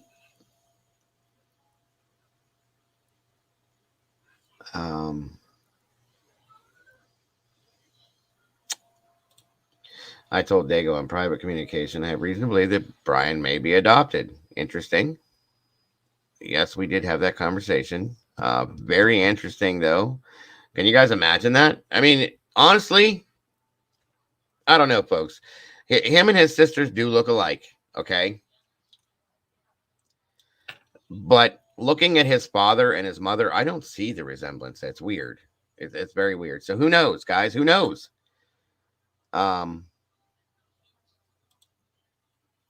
What if he decided to put himself in the situation, didn't commit the crimes, acted weird on purpose to try to get away with it? Sorry, I'm reaching this. Listen, Anna, listen. The way this case has gone, there is really no reaching. And nobody's ever, you don't have to apologize for your opinions, your theories, your thoughts on this ever. And nobody is going to attack you in here because of it. Okay. Speak how you feel. I keep telling you guys, if somebody were to jump in here and say, Dago, I figured it out. I was standing in the band field that night and I watched this little round dish land over there on the side, and 3 little green dudes jumped out. They went in the house and they came back out with blood on their hands and got back in their little spacecraft and took off. I'm going to listen to you. I may not agree with you, but I'm going to listen to you, folks. Everybody has the right to their thought, theories, and opinions in here, and I'm never going to tell you no. Very possible there, Willow. Very, very possible.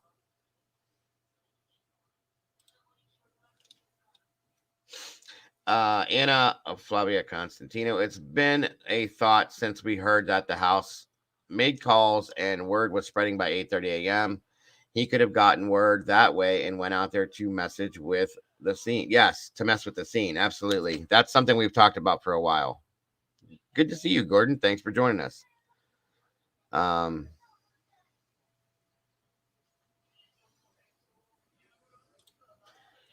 Dogs, give me your email, please. Brian looks just like young Michael. Okay. Here's my email. 1 second.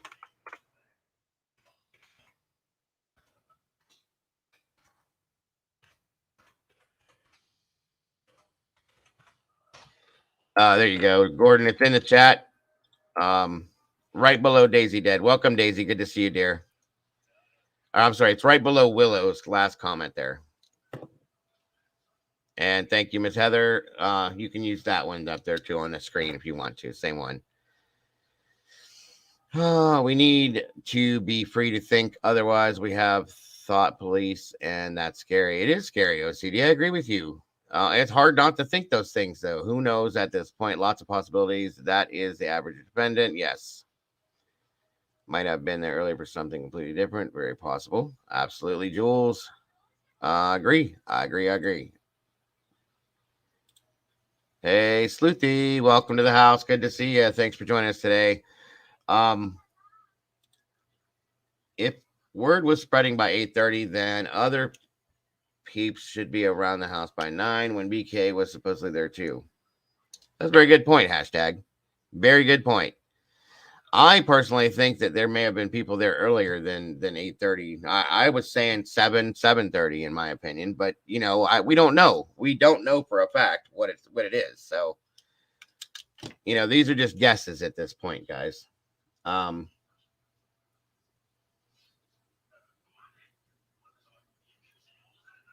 Just to show you this last form real fast, guys.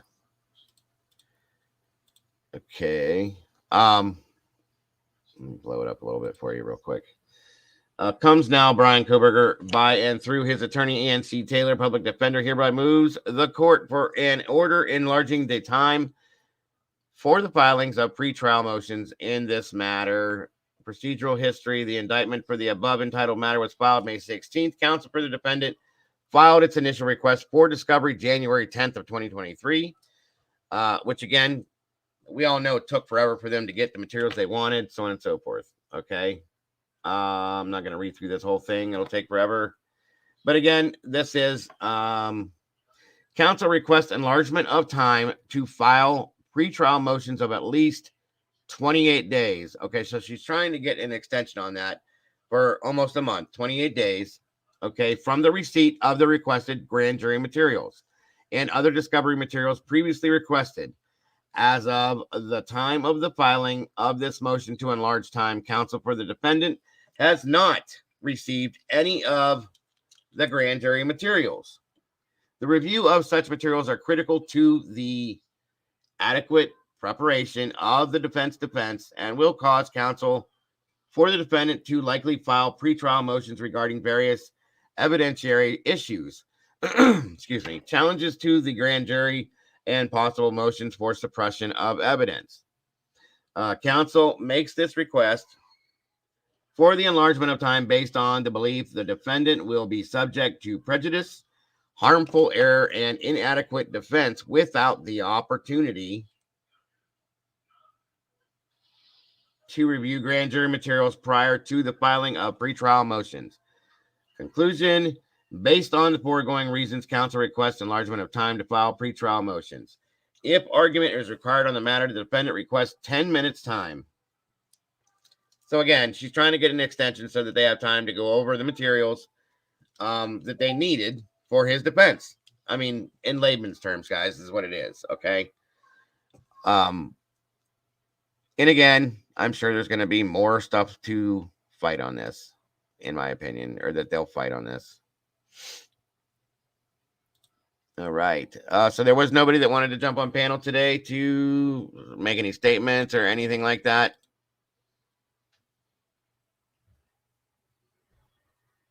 I feel like this is a struggle for the defense, in my opinion, guys. I'm not very happy about that, and there's obviously nothing I can do about it. But it just seems like they've struggled from the beginning with what they need to do this. Okay. I hate these glasses. What's up, Big Logic? Which is, something up their sleeve. It's always been. That's the way it's always looked, guys, is if there's something going on suspicious as to why they're not giving certain things in certain amounts of time, why are they not, giving what's been asked for in the period of time that it should be? Oh, right, Eddie. Hold on, buddy. Hold on. I always love when Eddie jumps up here. I love listening to what he has to say.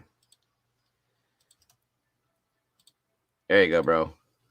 Right there underneath Carolyn Osmiller's last comment.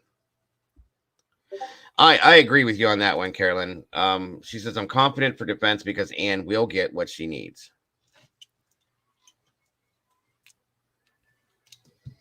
I think that she will as well. She's going to struggle for some things, I think, but I think she's got thick skin, and I think she will get what she needs or wants for this case, guys. Eventually, I'm sorry. There's the link, buddy, whenever you're ready to jump up here. All right. Here we go. Camera. Okay. Can you hear me, sir? I can hear you. All right. Welcome, bud. Good to see you. Likewise. Thank you, Dago. Absolutely, buddy. Thank you for jumping up here. I always love your insight. What do you got going on today, brother? Well, I didn't notice Brian Kohlberger's family there, and I wonder if that was because no one was there, or are they purposely not showing us that to kind of insinuate that he has no support? Okay, it was welcome, Eva Bell. It was talked about beforehand, through a few different places I had seen it, that because it was such a far drive. I think it was News Nation. What's his name from News Nation was talking about it. I can't think of his name right off the get, but was saying that because it was such a far distance to drive, that they were doing the Zoom thing so that they could be involved that way. And it's a long trip, guys. So if they were going to fly or whatever, Sleuthy just made a good point. Maybe they can't afford it. True. The sisters lost their jobs. They're not making a whole lot of money. I don't know what the family's financial is like right now. So that's a good point, Sleuthy. So it could be that. It could be just that it's a long distance. We really don't know. But you make a good point by stating that. Was it done on purpose? To make us think he has no support. That's a great point, actually. And because this was just, like Sleuthy's saying, I'm sure they intend to be there for the trial. It is very far across literally the entire country. It's true. You saw how long it took them to get from Idaho to there, or Washington to there the last time. And to fly, for all of them to fly would be, astronomical at this point. Um, Miss Potts is saying, thank you, Sleuthy, for that comment, by the way. Miss Potts was saying, I believe his family was on the Zoom along with some of the victims' families who didn't get to go. Thank That's you. what I would, yeah, that's what I thought too. Um, because there was more. The Goncalves family is very large, okay, and they were all in support of this and wanted to be there. And as you guys saw, there was probably what eight people from the Goncalves family that were walking up into the courthouse that day. There's so many more guys. Um, and I believe they couldn't all be there. So yeah, like what's being said, it was probably all through Zoom that everybody else logged into it. Okay. Yeah. And Cricket Moon brought up a good point. He or she mentioned that the judge mispronouncing the names could be a calculated move, And very wherein well.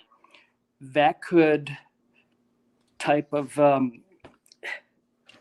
in a way that would suggest that the local people are not affected at all by the full-on smear campaign that the media is doing against Brian, Right. so that there wouldn't be a move to change venue. Right. No, that does make sense. Absolutely. He's very he has to be very versed and adept at this case. Right. If you and I can pronounce the names correctly, how much more so him? We can't assume it one way or the other, but at least we have to keep, whether it was an honest mistake and Cricket Moon's theory both in play. Right. Right. No, I get it. I did. I'll tell you, I was quite angry with the name issue yesterday, especially with Kaylee's name being a completely different name. Xana's name, I can understand messing the Kernoodle thing up. I did in the beginning too.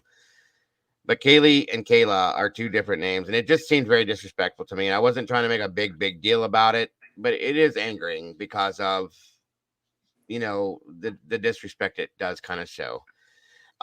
But I at the same time feel that this judge is very no nonsense, is very no bullshit's going to go down. He's going to be very strict on certain things. I don't know if it was a purpose.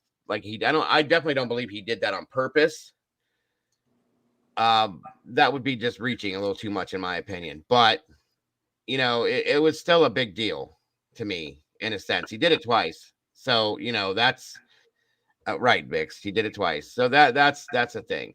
Now, the other side of that where he did the I'm sorry, this is hard thing, this and that. I don't know what that was, honestly, folks. I really don't get what that was all about. If I don't know if he was, that emotionally invested in this. Okay, but he's a judge and he deals with these cases on a regular. Nothing this extreme, I'm sure, but you're a judge. You deal with stuff like this. As soon as he did that, and a lot of people agreed with me yesterday. I was sitting here watching it, and as soon as he did it, I said, "Well, that's gonna go nuts now because everybody in America is gonna see that and go, wait a minute, does he know them? Is he related to them?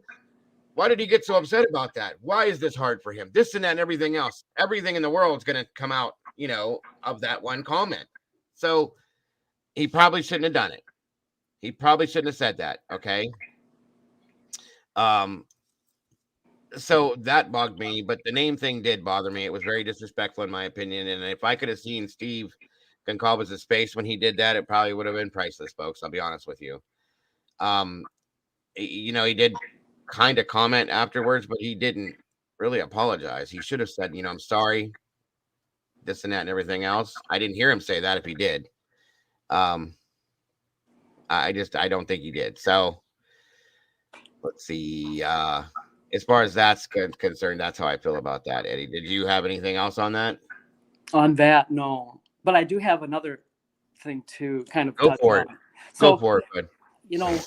I do kind of think that he's being framed, and whatever agency decides to put this crime on somebody, they would have the ability to come at an individual with such force. It would be so overwhelming um, anyone would be outmatched by whatever agency decides to do this sort of action. Right. Um, I'm fearful of the fact that they're just willing to discard such incriminating evidence as the touch DNA. That Mm, tells me that they have so much more. And if you know that and I know that, how much more so would they know it? right. You know, Brian Kohlberger is not Will Smith or Gene Hackman, and this isn't the movies. So That's right. he's not out of the clear. This is an uphill battle if he's being framed. Um, he's going to need a lot of prayer if he's innocent. And yep, I do agree with that one. I absolutely do, brother. Amen to that. Because I think there's going to be blood in the car. You know, I'm preparing myself for that. And I'm losing hope because one of his staunchest allies, who is a content creator, now and again mentions that if there's blood in the car, then it's, in her mind, it's kind of, you know, the grand slam piece of evidence. Well, if how much would this agency know that?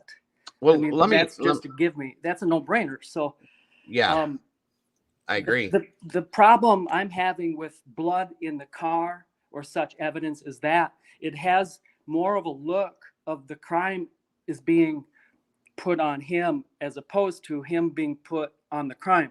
Yes, sir. And I touched on this yesterday, but you show me him at that location and then you'll have my attention. That's right. That's what I've been saying and saying again and again and again. And that's, I think we all feel that way in a sense that are on the fence with this. You know, again, I've been preaching Brian Koberger is innocent until proven guilty 100%. And we need to think that way, folks. You know, so much of America or the world per se, the day that we got word that they have arrested a suspect and he's in custody, boom, okay, he's guilty. A lot of people did. You know, I was even on that train for a minute at first. And then, you know, when we got to look at the documentation and everything, I said, well, wait a minute, that's it. And you make a very good point, sir. If there is blood in that car, it's so simple. I'm gonna have a heart. Go ahead. I'm sorry. Oh, I interrupted you. I just said it would be so suspicious. It's just too much of a good thing. Yeah, right. I agree 100%. Everybody does. You know what I mean? I feel that strongly. Thank you, Cindy. But yeah, I'm gonna have a very hard time if they came out and said, "Look, we found body fluids and blood here, there, steering wheel, on the seat, the trunk, the handle, the door handles, this and that." I'm gonna say, okay, I want to see it because it's hard to believe at this point. Anything that they give us now, we're all gonna go, okay, well, yeah, I guess maybe, but you got to show me. I've always been a show me person. Okay, I want to see. And here's the other thing: if it shows up that there's blood in that car, why now? Okay, why has it been so long? Why wasn't that not initially put into the document? Why? If he was so guilty, wouldn't he put bleach? And that's just a rumor, but let's just run with it for a moment. Why would he put bleach in his car same day on the 14th? Exactly. And you know, have you ever bleached your like bathtub or anywhere in the bathroom? You would walk by in the hallway and your eyes would be affected by it. It is so strong. Absolutely. So the fact that his father and him were driving across the country in the car, he didn't bleach the car, and you can't convince me that he was bleaching the car after he got home. Right. How could he know that he wasn't being pulled over or questioned or brought in by law enforcement prior to his arrival? Here's another part of that too. I can almost promise you that the two officers that stopped him in Indiana have been spoken to, okay, by the detectives on the case. I can almost guarantee that, folks. And I'm sure every question was asked. When you were there talking to them, did you see anything? Did you smell anything that was different? Did you smell bleach in the vehicle? Did you this? Did you did that? I mean, I know that sounds like a reach, but I can almost guarantee you that those questions were asked, and I'm almost guaranteeing that those officers were spoken to. Okay. And if they weren't, well, there again, that's somebody dropping the ball that should have asked those officers those questions. How was that interaction? How did that go? How did you feel about those two when you spoke with them? And things like that. I think that's important in this case. You know what I mean? Yeah. So And I'll touch on that in just a second. I'm just going to kind of finish up my thought on the yeah, evidence that they could possibly have. I go to bed just turning in my mind, what evidence is it that they will have? And they're going to have more, I feel, but what could it be? Could it be, I'm trying to eliminate with my thoughts, what could they have that puts him at that address? Could they have his DNA under the victim's fingernails with him with the corresponding injuries to his body? right, I doubt it. Could they have him on GoPro doing it? I doubt that. right. The only thing I can come up with is more circumstantial evidence of the crime being on him. So, Well, let me ask you, Eddie. uh-huh. What do you think? What do you think they may have, in your opinion? I'm kind of fearful of those 4 hairs in the dog hair. I mean, let me guess. So each one of those hairs is going to be an individual hair from each of the victims, and the dog hair is going to be Murphy. Did I get it right? Yep. That's kind of, because again, that's just too good to be true. Uh-huh. And that's the crime being on him. He takes with him away from the crime scene part of that crime. Well, that's fine, but if that's all it is, where's him leaving his self on that crime? Right. That's what I'm more interested to see. I agree. I do agree. I But agree.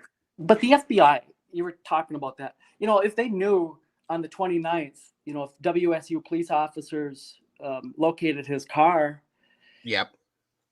then Moscow, it stands to reason. We can conclude that, because up to this point, we don't know who this person is that did this crime, but they will, I'm sure, at the drop of a hat, as soon as there's a lead, they're going to go investigate it. So now we have something to investigate, and yet it seems that they didn't. Right. Why didn't they interview him? And if they're following him across the country, that would suggest that they knew it was him before he left. So they increased the size of the crime scene by over 2,500 miles. Yes, sir. Yes, sir. What explains that they didn't interview him? I wonder. That I can't figure that out in my mind. Yeah, I don't think anybody can. Honestly, it doesn't make any kind of sense They at could have all. had their guy in Pullman, just knock on Yeah. his door and say, "Hey." Right.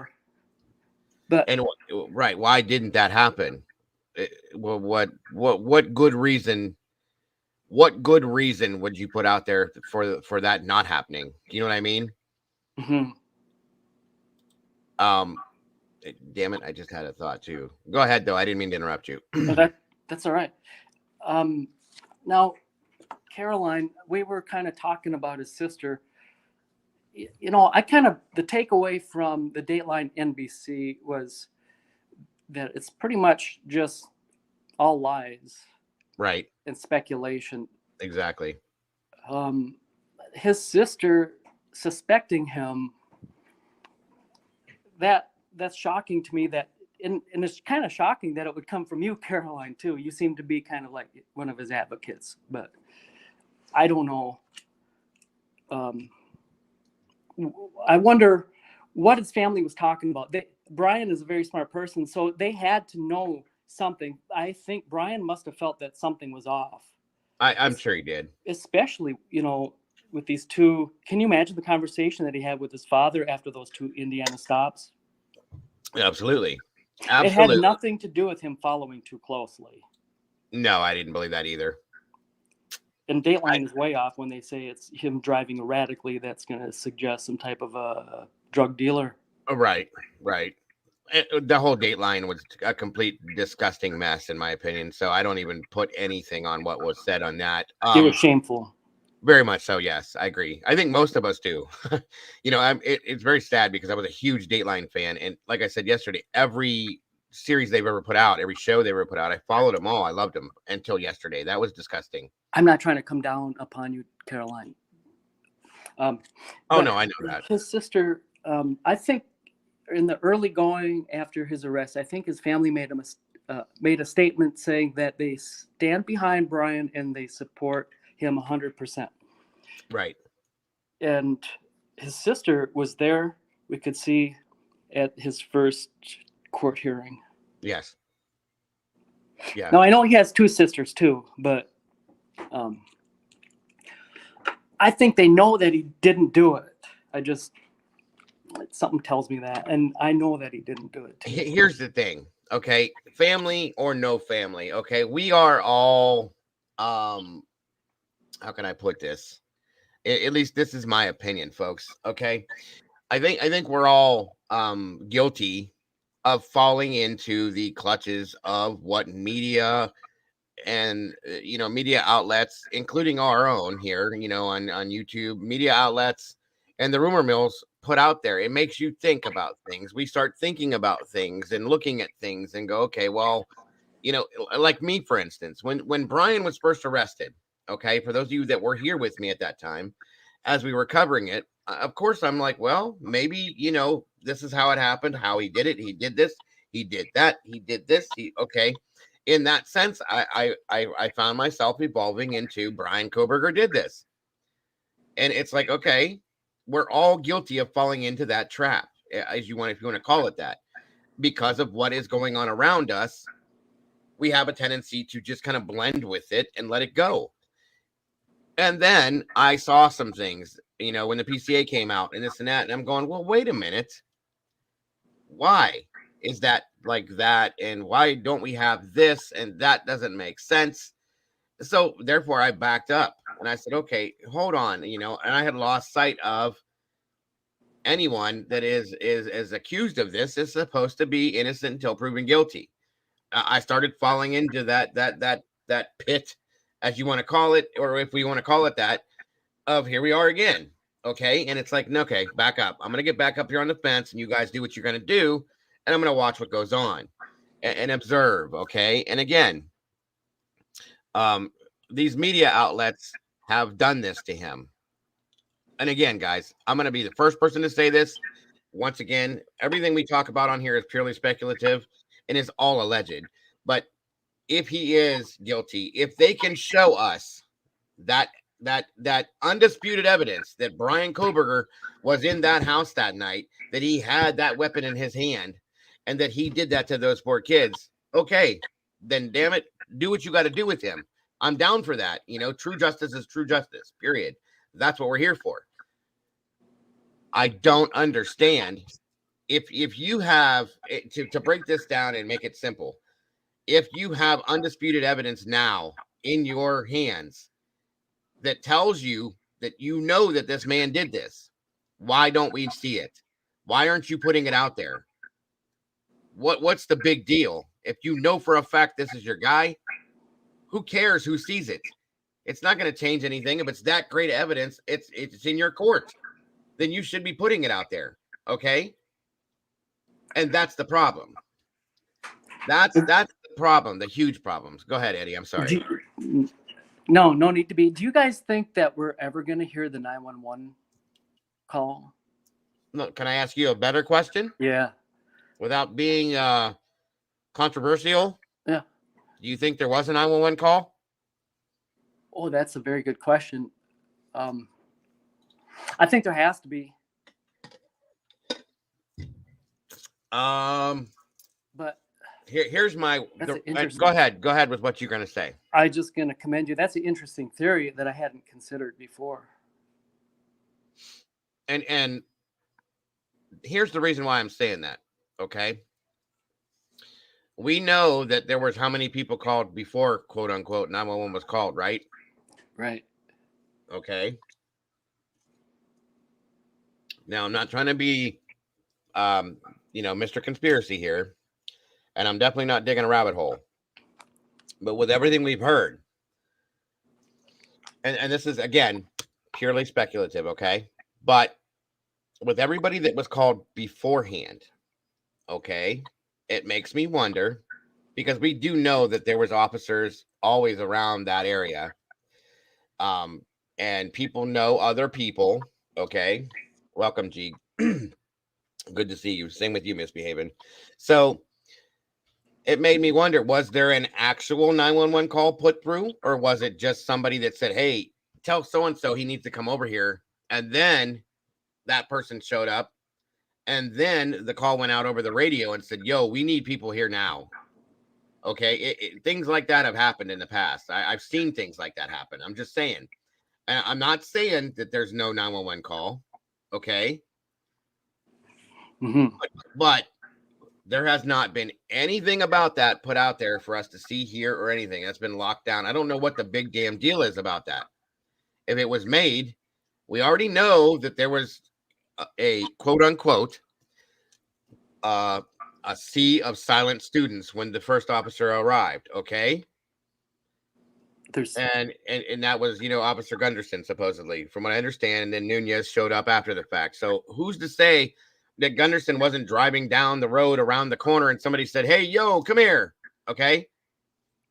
If there is a 911 call, it's going to contain truth. Yes. And they want to separate us from the truth. Yes. That has been consistent from day one. Absolutely. And why is that, though? That's what my biggest deal with this is. Why? Only one thing can be is that it is a conspiracy to frame somebody. There you go. Last point, you brought up a good point a moment ago when you said, conspiracy theory and rabbit holes, because we try to stay with the facts, and I'm kind of right. A stickler about that. I don't like misinformation because there's already enough of it. Exactly. In this case. So I always want to bring receipts and only talk truth, but we don't have any truth. They haven't given us anything. What little bit of material that we have, it is so precious little that we're almost kind of obligated now and again to theorize, right? Yep. And that's what makes our conversations so challenging, is because when we're talking about a conspiracy to frame or to cover up, then, we hate to point a finger of blame. So it's almost like we shy away from having the conversation at all. And same with these two victims. I don't know if they are survivors and victims, or if they are a part of this and had a hand. Are they the inside guy, so to speak? Right. Or are they victims too, where their lives threatened? That exactly. They speak, and then that's going to be curtains for them. We don't know. But I don't want to just blindly say that they are victims, that because that's closing off a part of that conversation that we need to have, is to find the truth. Is, did they know something that can help us? So I'll just kind of leave with this. If he's being framed on this, then and it is by an agency which is so strong, then it is quite possible that he can get convicted of this in due time, while an innocent man too. 100 or lose his life. Okay. Yes, right. Or lose his life. And I've said this a couple of times, and I'm not saying this is how I truly feel, guys, but this is an opposition to what, or not an opposition. I'm sorry, wrong word. But this is a scenario, I guess you could say, that we're looking at, a real scenario that we're looking at, that if somebody else did this besides Brian Kohberger, okay, they're still out there. Whoever did this is still out there. And if they get away with something, we've seen this in the past. We've seen this with our own children, guys. Just to simplify it, if we have a child that does certain things and they keep doing it and they keep getting away with it, they're going to continue doing it. It's just human nature, folks. Somebody committed these crimes and they got away with it 5-10 years down the road. I did this once. I'll do it again. okay? Because I know I'm going to get away with it. So, not to go full deal conspiracy, because I don't like that. Just like you, Eddie, I like facts. I don't like that conspiracy stuff. But you have to think sometimes outside the box and go, okay, the narrative that we're riding very, very, very slightly on, that we've been riding on, that they're giving us. They want us to follow this narrative, okay, but then they keep avoiding certain things, and we're finding out other things that are making us want to step off of that ride. You know what I'm saying? So that's why at this point I'm not following that narrative, and that's why we in YouTube world per se are so unliked, because we don't follow the narratives that are spun for us via media and everything else. We kind of come up with our own scenarios. Yes, a lot of times it does go down the rabbit hole. It's bad, and I try to avoid that stuff as much as I can. I really do. But like you said, we haven't been given any real truth. We haven't been given any real fact. And if somebody doesn't like, okay, they talk so badly about armchair detectives, YouTube detectives, blah blah blah, whatever you want to call it, then give us some real pieces of info so that we don't do the speculative things that you don't want us to do. You don't have to give us everything, but give us some truth so that we have something to build from. You know what I mean?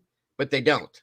So there it is. Well, here is some, staying with truth and just using our reason to arrive at logic. So, for example, the PCA does not say that it is what happened. It is saying that it's what Dylan says what happened. That's right. Now, if you can imagine yourself being the detective and Dylan having just told you that, you would know that you were just told a lie. That's a whopper, right? Yes. Okay. So you would start twisting the thumb screws right about then. You wouldn't say, well, that sounds good, you're free to go. You would know that she's not telling you something, and you would try further. So, but Detective Payne put that lie into the PCA. Right. He took that statement, which he knew was false, and put it in the PCA. So then, if we know that the PCA contains false or misleading information, then wouldn't it stand to reason that the entire PCA becomes questionable? Absolutely. We are 100%. not obligated to believe that that's how it went down that evening in that house. We can't take it at face value, literally. Right? That's not how it happened in that house. There's no way one person could do that in that house. In that animation that we have watched, right, of all the possible ways that could have happened in the house, that is the least likely. Right. But it has tainted our minds. Our minds are so moldable. If you watch something over and over, then that will become your truth. Right. Right. And that's what in a way, I hate to say this, but I feel like that's purposely being done for our absolute, purpose. Okay. Right. Exactly. No chains. That's why I love having Eddie up here. It gives us the mind to think for oneself and brainstorm, because if we don't stop it, folks, we're going to completely, if we sat quietly and took what they gave us, Brian would probably already be gone, folks.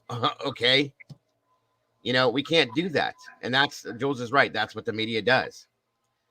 That is exactly what the media does. That's why we have to continue doing what we do, because there is no other way for us to see things unless we do it ourselves.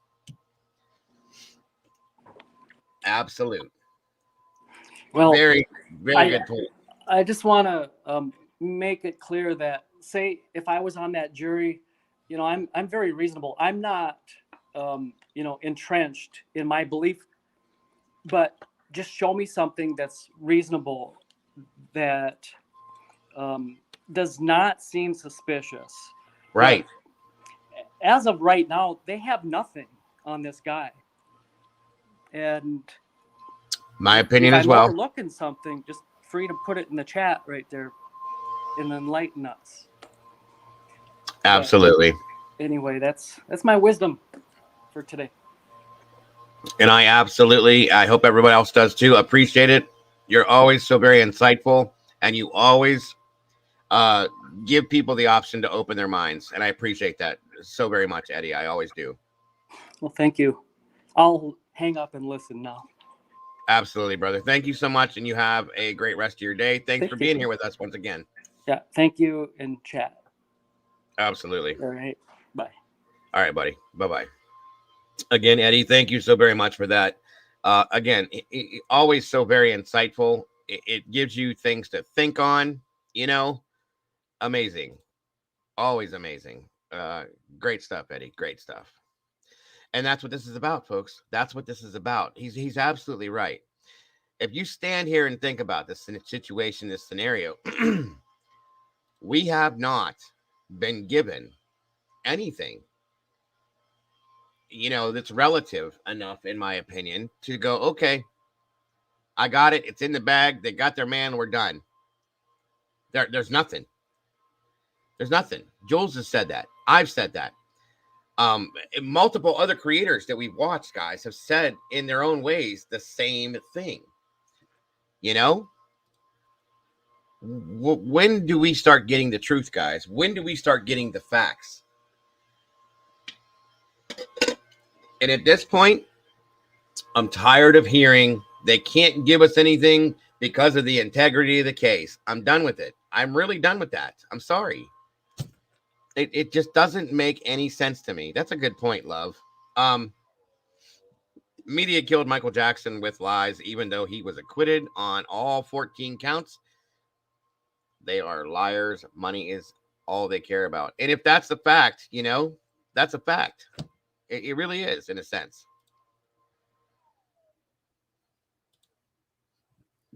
If the prosecution released their slam dunk evidence, if it exists, to the public, how will BK get a fair trial? It's a very good question, Misbehave, and I'd like to know that myself.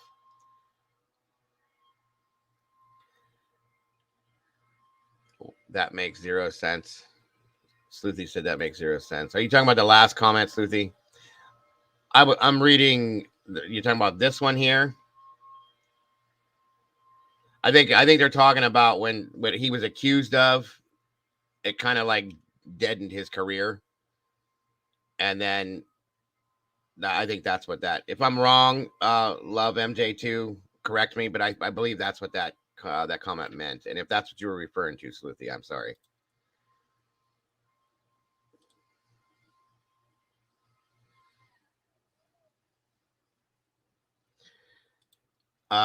He won't get a fair trial if they release all of their evidence.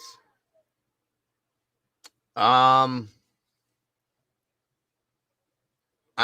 don't know. I don't know.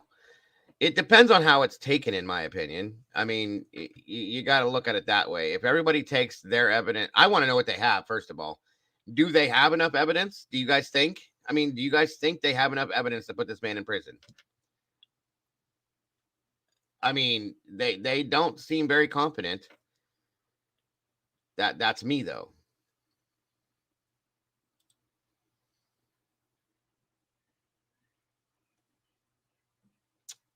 Just do what you feel, non-judgmental. From me and many others, we deserve to be heard. My opinion is BK is innocent. I don't see the evidence to convict him, and that's agreeable. Agreeable.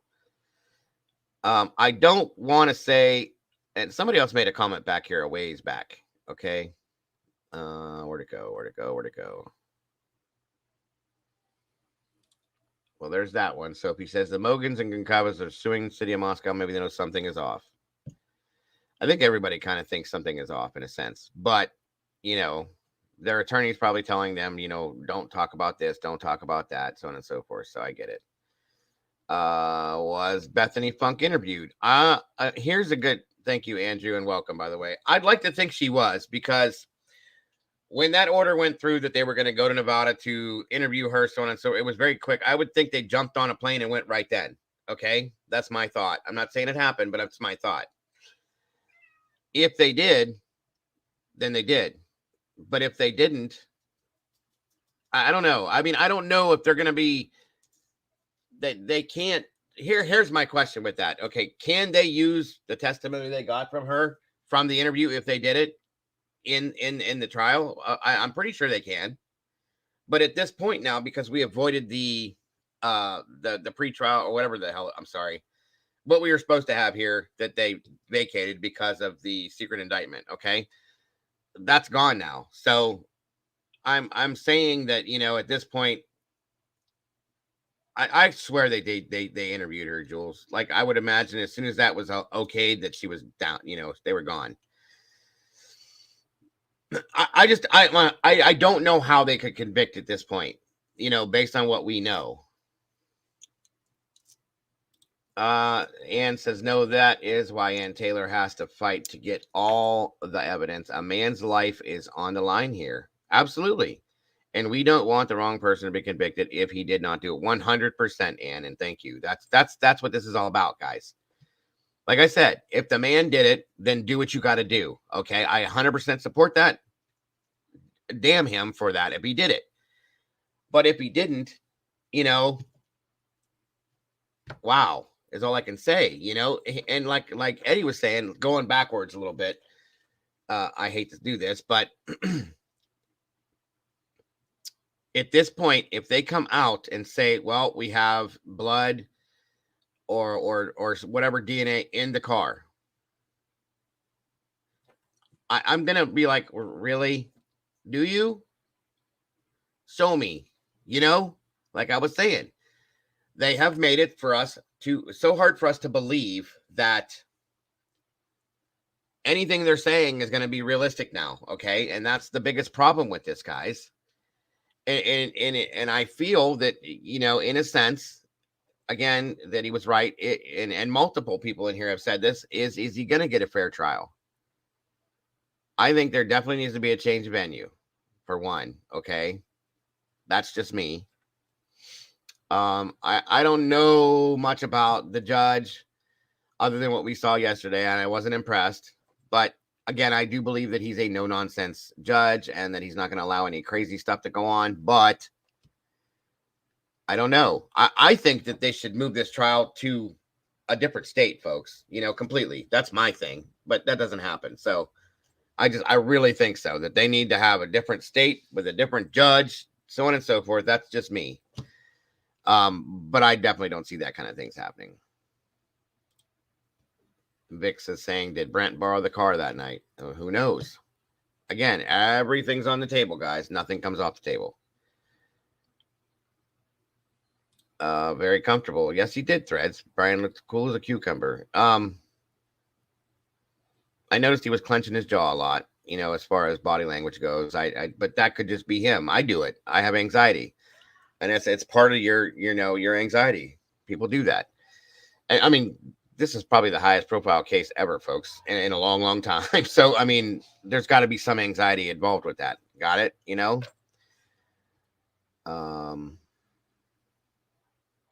Welcome, Andy Short. Judge John Judge graduated from the University of Idaho College of Law in 1984. Seems kind of close to me. That's all I'm saying. He blinked a lot. That could be just a nervous condition, Jess. But Jessica, I'm sorry. Or something he does,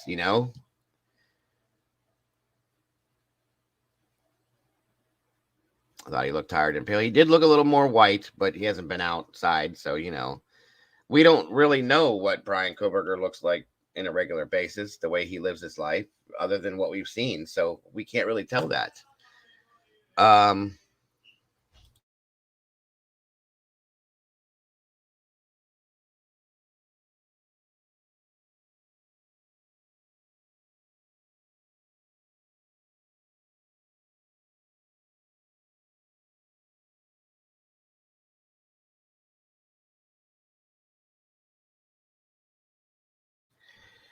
Since Gabby for sure, which is sad because that wasn't that long ago. There's still stuff in court. The point being, this sadly is happening to this magnitude way too damn much these days. Absolutely, 100%. Thank you, Jules. I agree with that.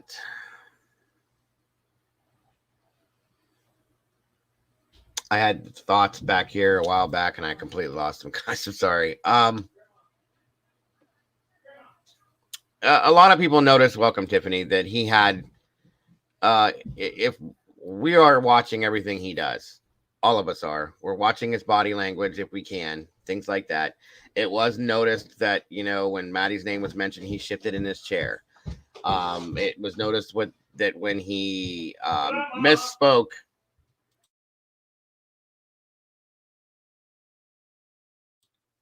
It was noticed that when he misspoke, that you know, Brian, somebody said that Brian looked like Brian was trying to word it for him. Also, it was also stated that, you know, he looked uncomfortable at some point, that he looked underweight. You know, I mean, all of these things. We're going to look at all this stuff, guys. That's part of what it is, you know. Welcome, Clarence. Good to see you, brother. Thanks for joining us. I think people are reading too much into what he did. He can't move without being scrutinized. That's what I'm saying, Nelly. I mean, we're watching every little movement he makes, and I think it's a bit much. You know, I think we're reading too far into it because we want to. We want to see things that he's doing that, and I think that's because we're not getting, like Eddie was saying, we're not getting truths, we're not getting facts. So we're looking for anything on this man that could tell us that he's guilty, guys. That's why I think we're doing what we're doing. Welcome, Karen. Good to see you. When it came to Xana with the judge, I saw a total different reaction. Right. See what I'm saying? Like, we're watching this. Our minds are going, okay, did this guy do this? I need to know if this guy did this. So we're watching everything Brian's doing. Oh, wait, he did that. That might mean this. What did he just do? That might mean this. And that's just what happens. Okay.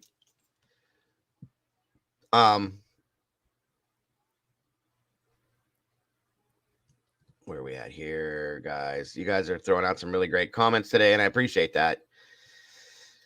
Miss Carolyn says, and the trophy tattoo, Dylan's idea, order of death of victims makes me sick. Yeah, I can understand that.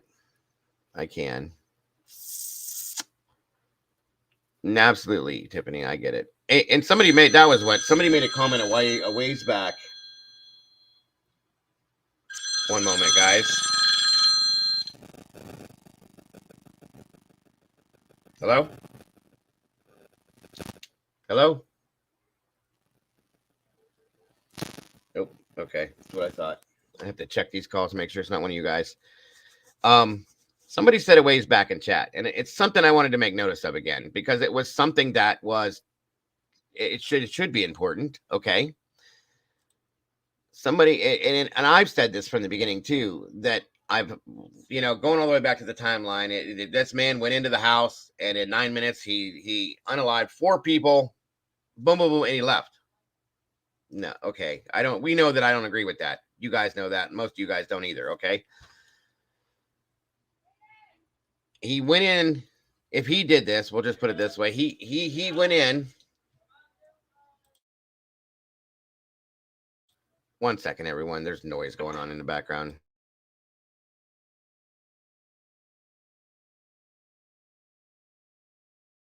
All right, sorry, folks. My son just got home. He was making a little bit of noise. So, if he did this, he went in this house and did this in the period of time they're saying, so on and so forth. He encountered Ethan Chapin, who's bigger than him, stronger than him, faster than him, in my opinion, more athletic than him, so on and so forth. And there was a scuffle, per se, a fight, you know, this, that, and everything else that went on. Brian had no marks on him. There were no bruises, no cuts, no indentations in his skin, no anything. Okay, then he deals with Xana, who fought back, which we know. There's gonna be scratch marks, I'm gonna guess, claw marks, possible bruises, this and that, things like that. Nothing. Then he goes with Kaylee, who I feel fought back as well. Again, scratch marks, this, that, everything else, nothing. Okay.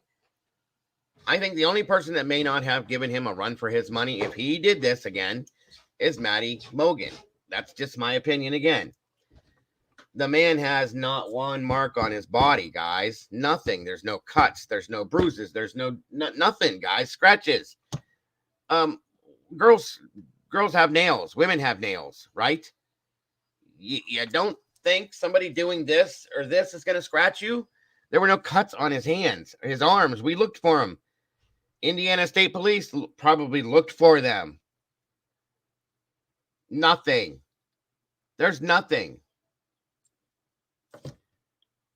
Makes no sense.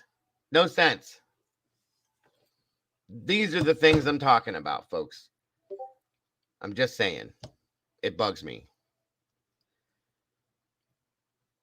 Nellie's saying, plus he did not wear gloves to class. Again, there were 2 IDs found in a glove in his house, right? But they did not belong to anybody in that house. And again, going back to what Eddie was saying, if they come out and say they found blood in the car, we're all going to go, okay, you did, but like, okay, I don't know if I believe that. The glove with the IDs in it. Okay, you found it there in his apartment, but guess what? I don't know if I want to believe that either because of how they've put it out here to us so far, because of the things that they've done to make mistakes, because of the suspicious bullshit that they keep putting out there. It's hard for any of us to go cut and dry. Okay, I do believe this.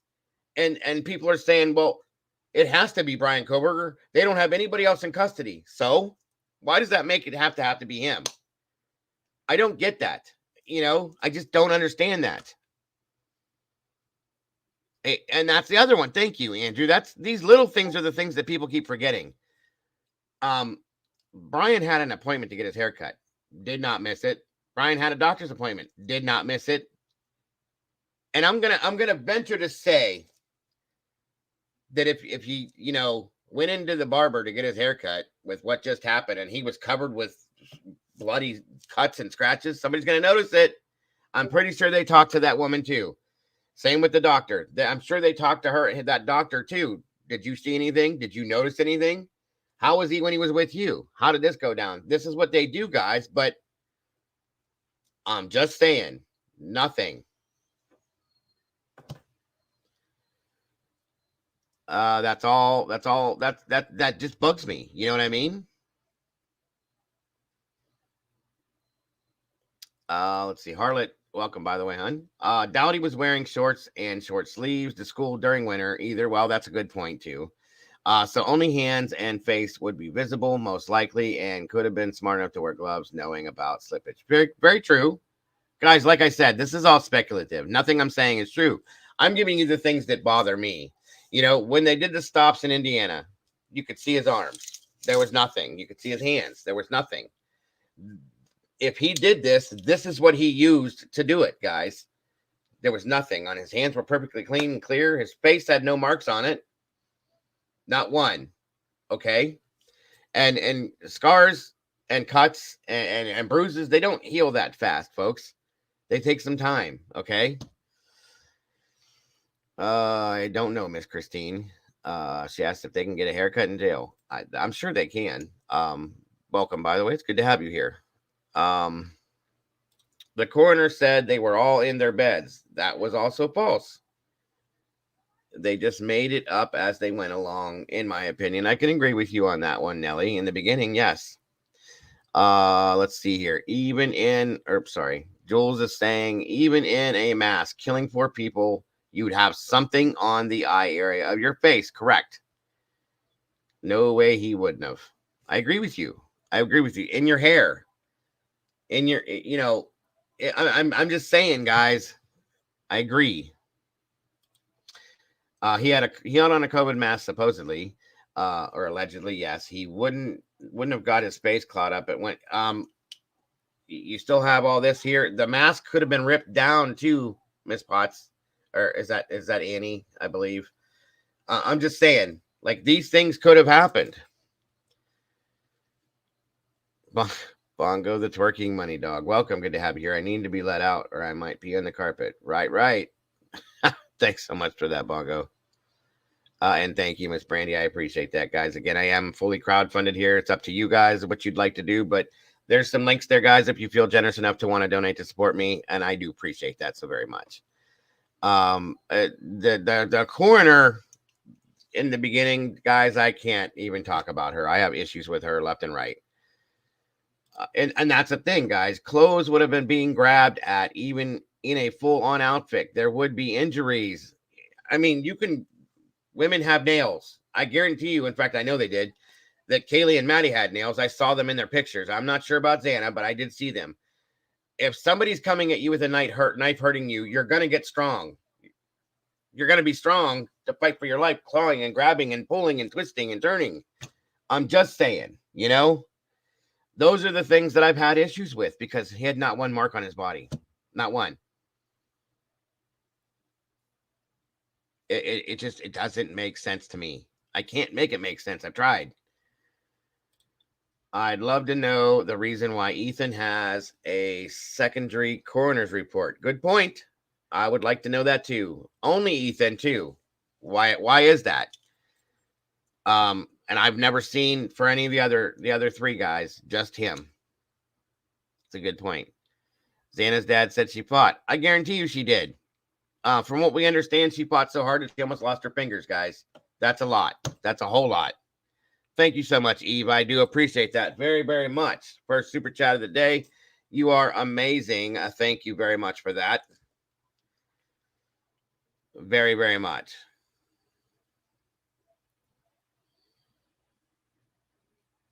And you know something, I was going to say this. I was going to say this earlier and I forgot because of what we were talking about. Here's what should have been done. Instead of what Moscow did, every single person that was standing there that morning when whatever the police showed up, okay, should have been swabbed. Okay. They let everybody go home for the holidays. They did this, they did that. Everybody should have been swabbed at least once. Okay. Welcome, Debs. Good to see you. Thanks for joining us. That's my opinion. Either swabbed or detained, arrested, or anybody that was at that house that day when they got there. Every one of them should have been detained and swabbed, in my opinion, right off the bat. Okay. But they didn't do that. And that is something else that makes no sense to me either. The way the scene was handled makes no sense to me either. Okay. None of that makes any sense, guys. None of it. It just does not. No matter what we talk about, no matter what we say, it doesn't make sense. No matter what they say, it doesn't make sense. Thank you, Ms. Potts. And yes, they would by protocol have to swab, collect DNA and fingerprints from anyone at the scene in order to remove them when the testing was done later. And they cleared how many people without doing any of that? How do you clear somebody without doing that? Especially somebody that was on that scene. Was that done with Hunter Johnson? Well, was that done with everybody else that showed up there that morning and stood there? Because we don't know what they did. The only people that know what actually happened are those people, guys. It's just, I don't know. It does not make sense. Make it make sense. That's what I want to say to them. I want to call Chief Fry and say, Chief, do me a favor, make this make sense, because it don't. If Brian had any drug issues, he would have gone on a binge after committing a crime. I would imagine that too, personally, Paladin. That's my thought. But I told you guys, I think he kicked it. I really do. And I think he kicked it. He changed his life. He went and spent a decade getting this education. And he was still going for more. Okay. Why would you throw that away? What was the point in getting the education? If you didn't want the education, you could have just stayed a drug addict, stayed on heroin, and lived your life the way you were, and then did this. That would make more sense, but it don't. And it really, it's hard to say, Miss Potts. I'm sorry. I know who you are, and I have to want to call you Annie. So anyway, thank you for that. Miss Carolyn says, were they helping Dylan? That's a good question. That's a very good question. We have all had the same questions about this case, guys, from the moment it happened. Why, and why did all this stuff happen? I'm really trying to fix something here, guys. I'm sorry. Bear with me for one moment. I'm going to be quiet for a second just so I can fix this, because if not, I will not fix it. There we go. JBs. I think they're still being very quiet and staying out of the way for a reason. Asked if DM and BF are still in hiding.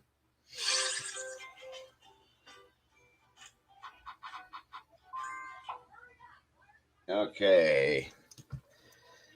I'm so sorry about that.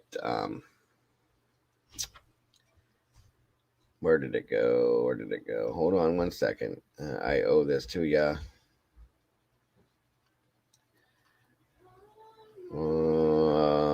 Where'd you go? Where'd you go? Eve, Eve, Eve, Eve, Eve. That's right. Thank you very much for that. I appreciate you.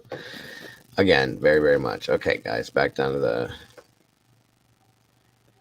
All right, what did Chick Antique say?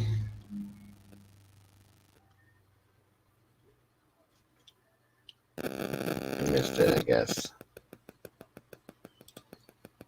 He could have just moved to Pullman or Moscow to 1 second.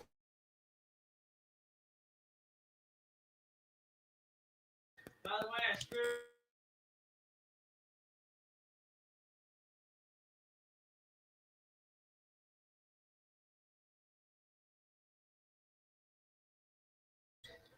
Sorry, my son was talking to me again. Yeah, he could have just moved to Pullman or Moscow to kill just some random college kids instead of becoming a TA and going after his PhD. Just more stuff that doesn't make sense. Right, like I said, 100%, 100%.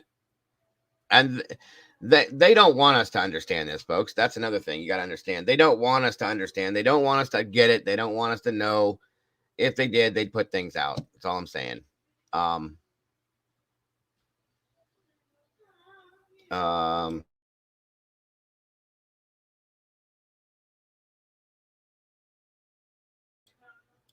okay, Kim is fake. She was paid by Lana. I don't know about that one, Sophie. But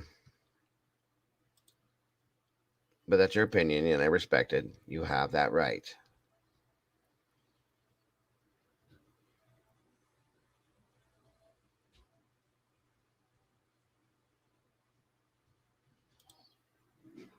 They had identified BK as primary perp. They could have stopped him in December. They knew way back then. Why didn't they? That doesn't make any sense. As high profile as this case was, that's something else that doesn't make sense. If they did know back then, guys, why did they wait? Makes no sense to me. That's a bit much. If true, she can't just state that without showing proof of where the info is coming from. I really stopped believing her with anything after the fact of her kid getting notified in the AM. Very good point, Jules, and I respect that as well. Thank you. Hey, Brian, Paul, good to see you. I don't remember the student saying he was wearing gloves to class. I thought they said he acted normal, other than being more relaxed with the. That's what I remember too, Harlot. Thank you.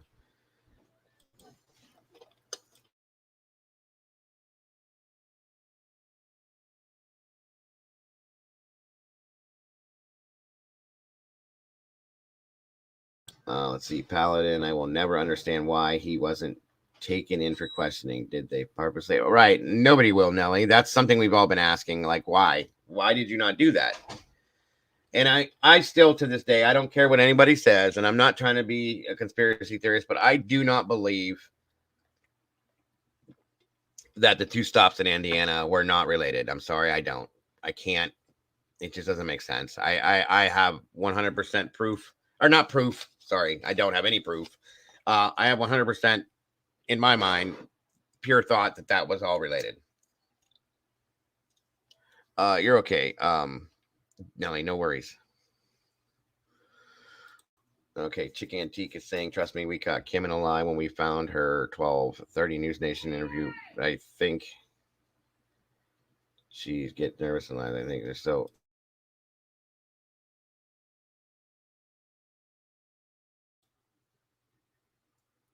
Yeah, I understand. I absolutely understand.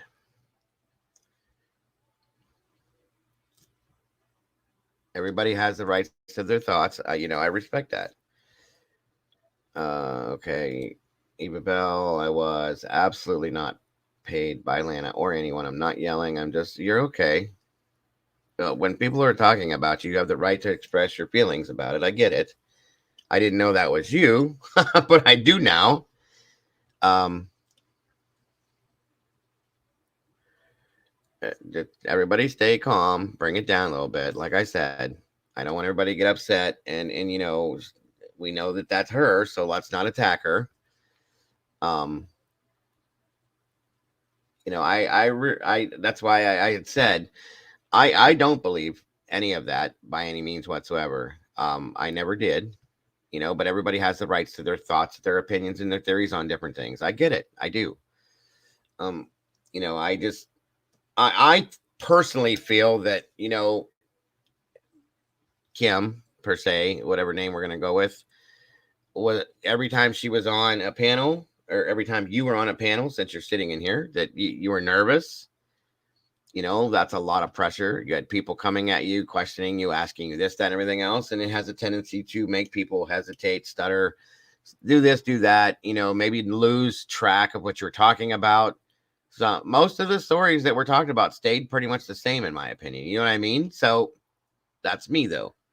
But I do understand. But I don't want anybody attacking anybody, guys. So please don't.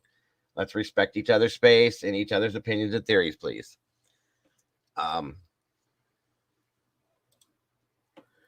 Well, even if she did do a News Nation interview, did she state something different than what she's told us about her kids getting notified? And I do not believe so. That's the thing. The basis here remains the same. People knew hours before 911. Right. Why did I say 911? Sorry.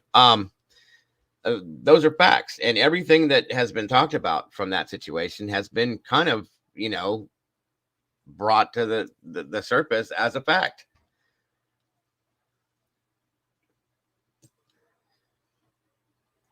No, nobody's fighting. I just don't want anybody to feel uncomfortable or to yeah, you're more than welcome to jump up here, Kim, if you want to.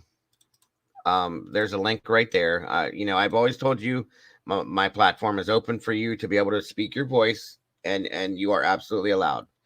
There's the link right there, and I promise you that nobody's going to attack you or say anything in a derogatory way. Guys, please keep that to yourselves if you have a certain thought or anything like that, okay?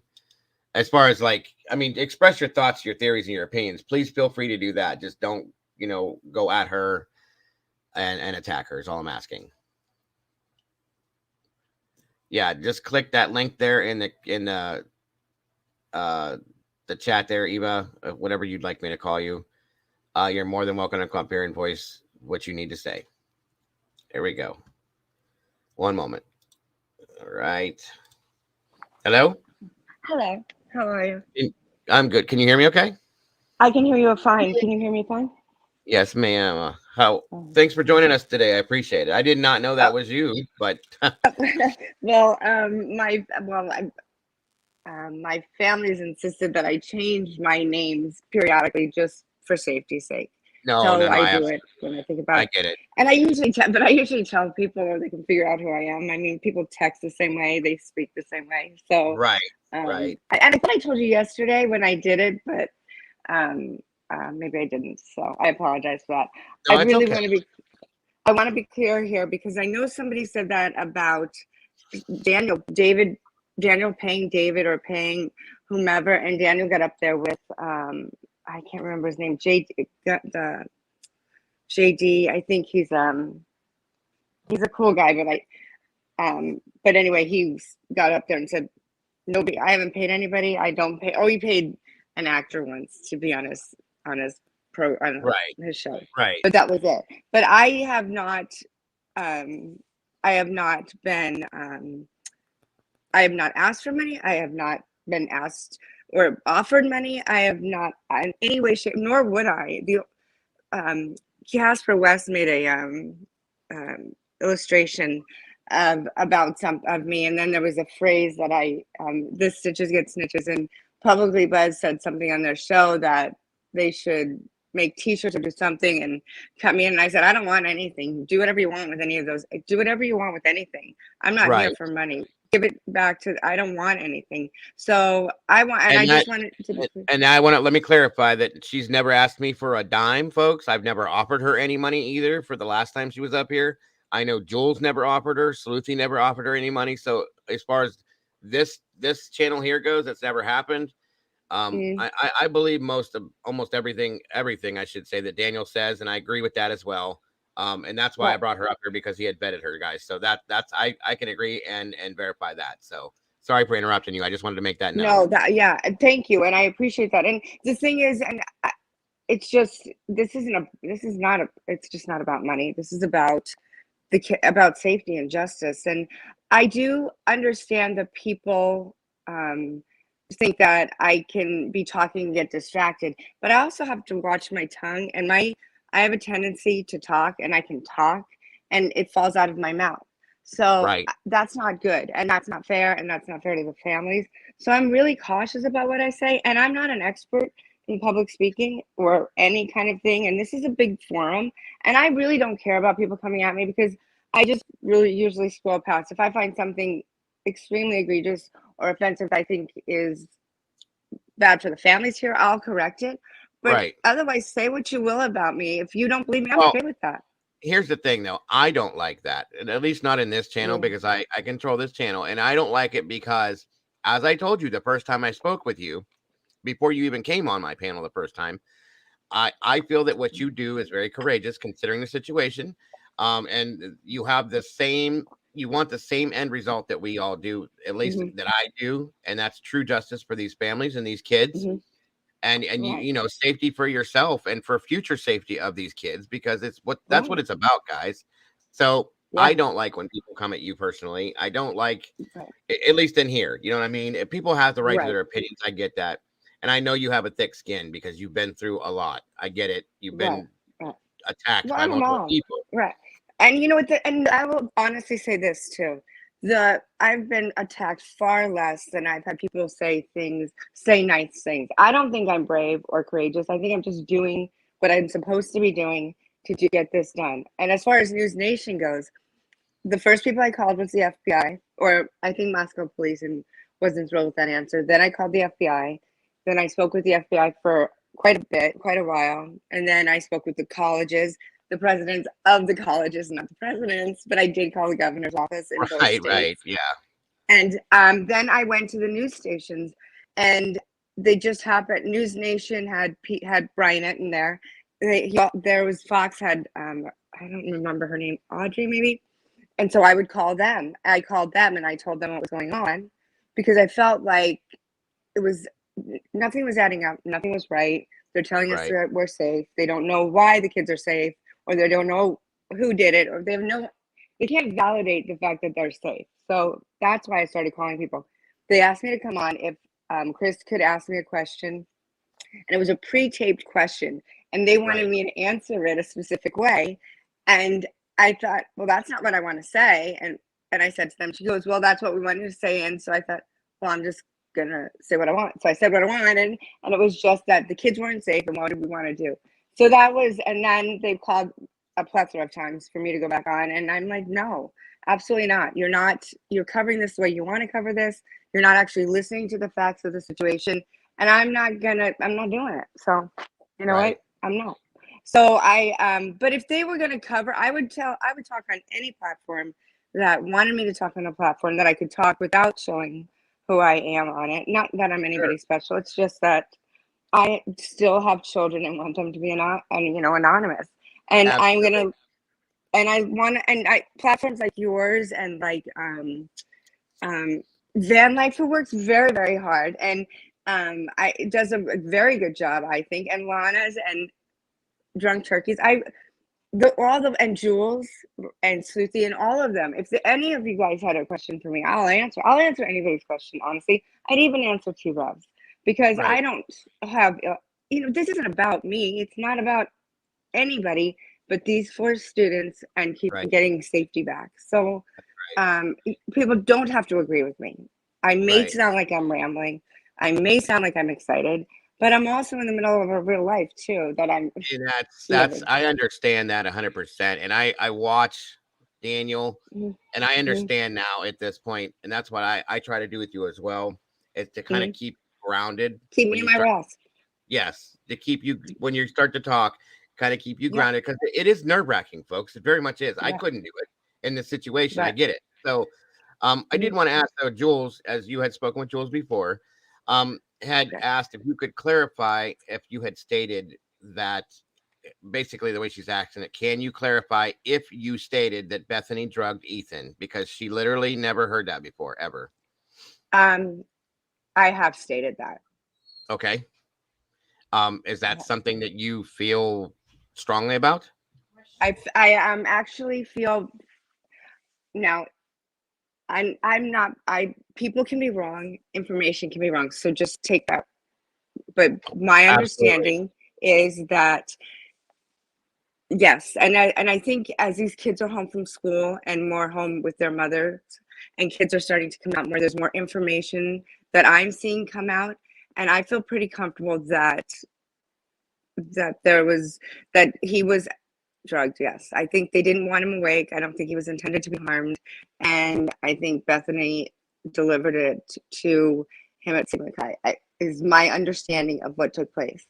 Okay, because Now, he's a big guy secondhand and all information. that.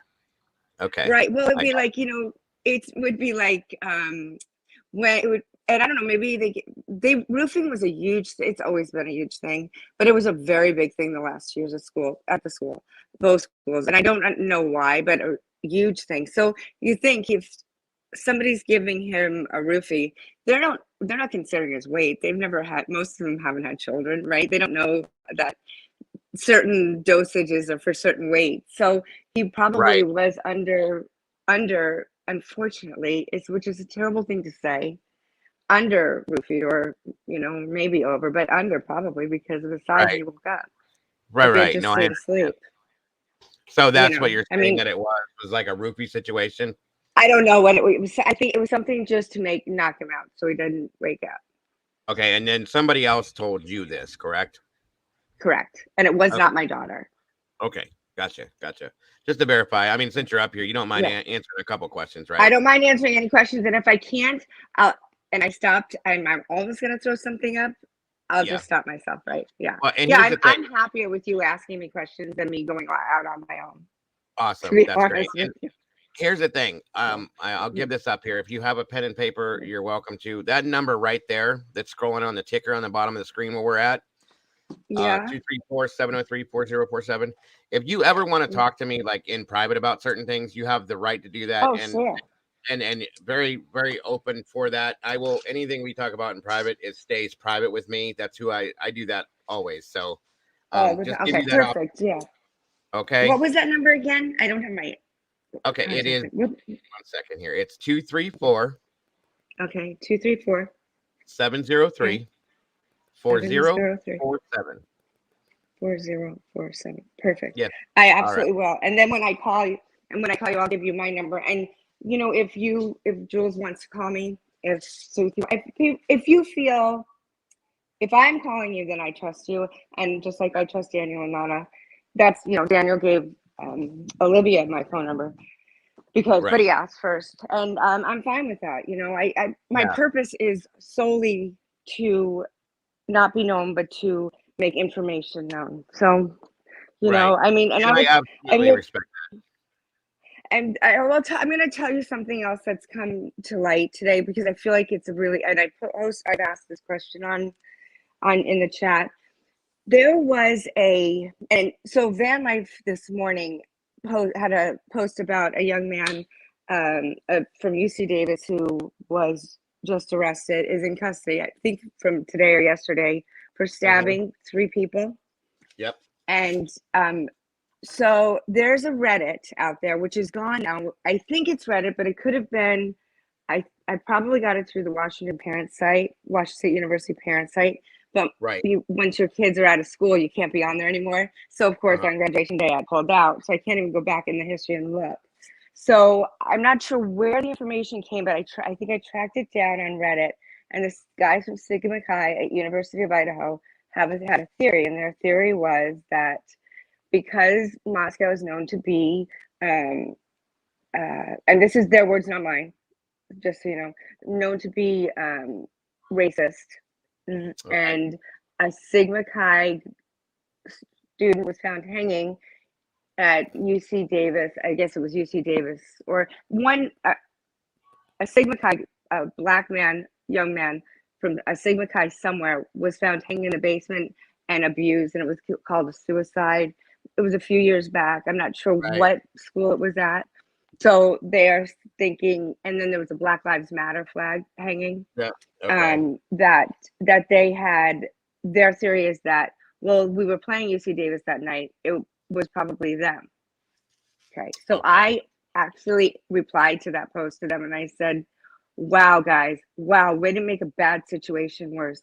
Honestly, like and I don't know what else I said. I was just appalled. I said, you need to take it down. This is ridiculous. You're just Yeah. adding fuel to a fire that does. And I called their Sigma Chi's national, because each of the fraternities and sororities have national. And I said, you guys, this is what these guys are posting. So they took it down, which probably I should have called the police first.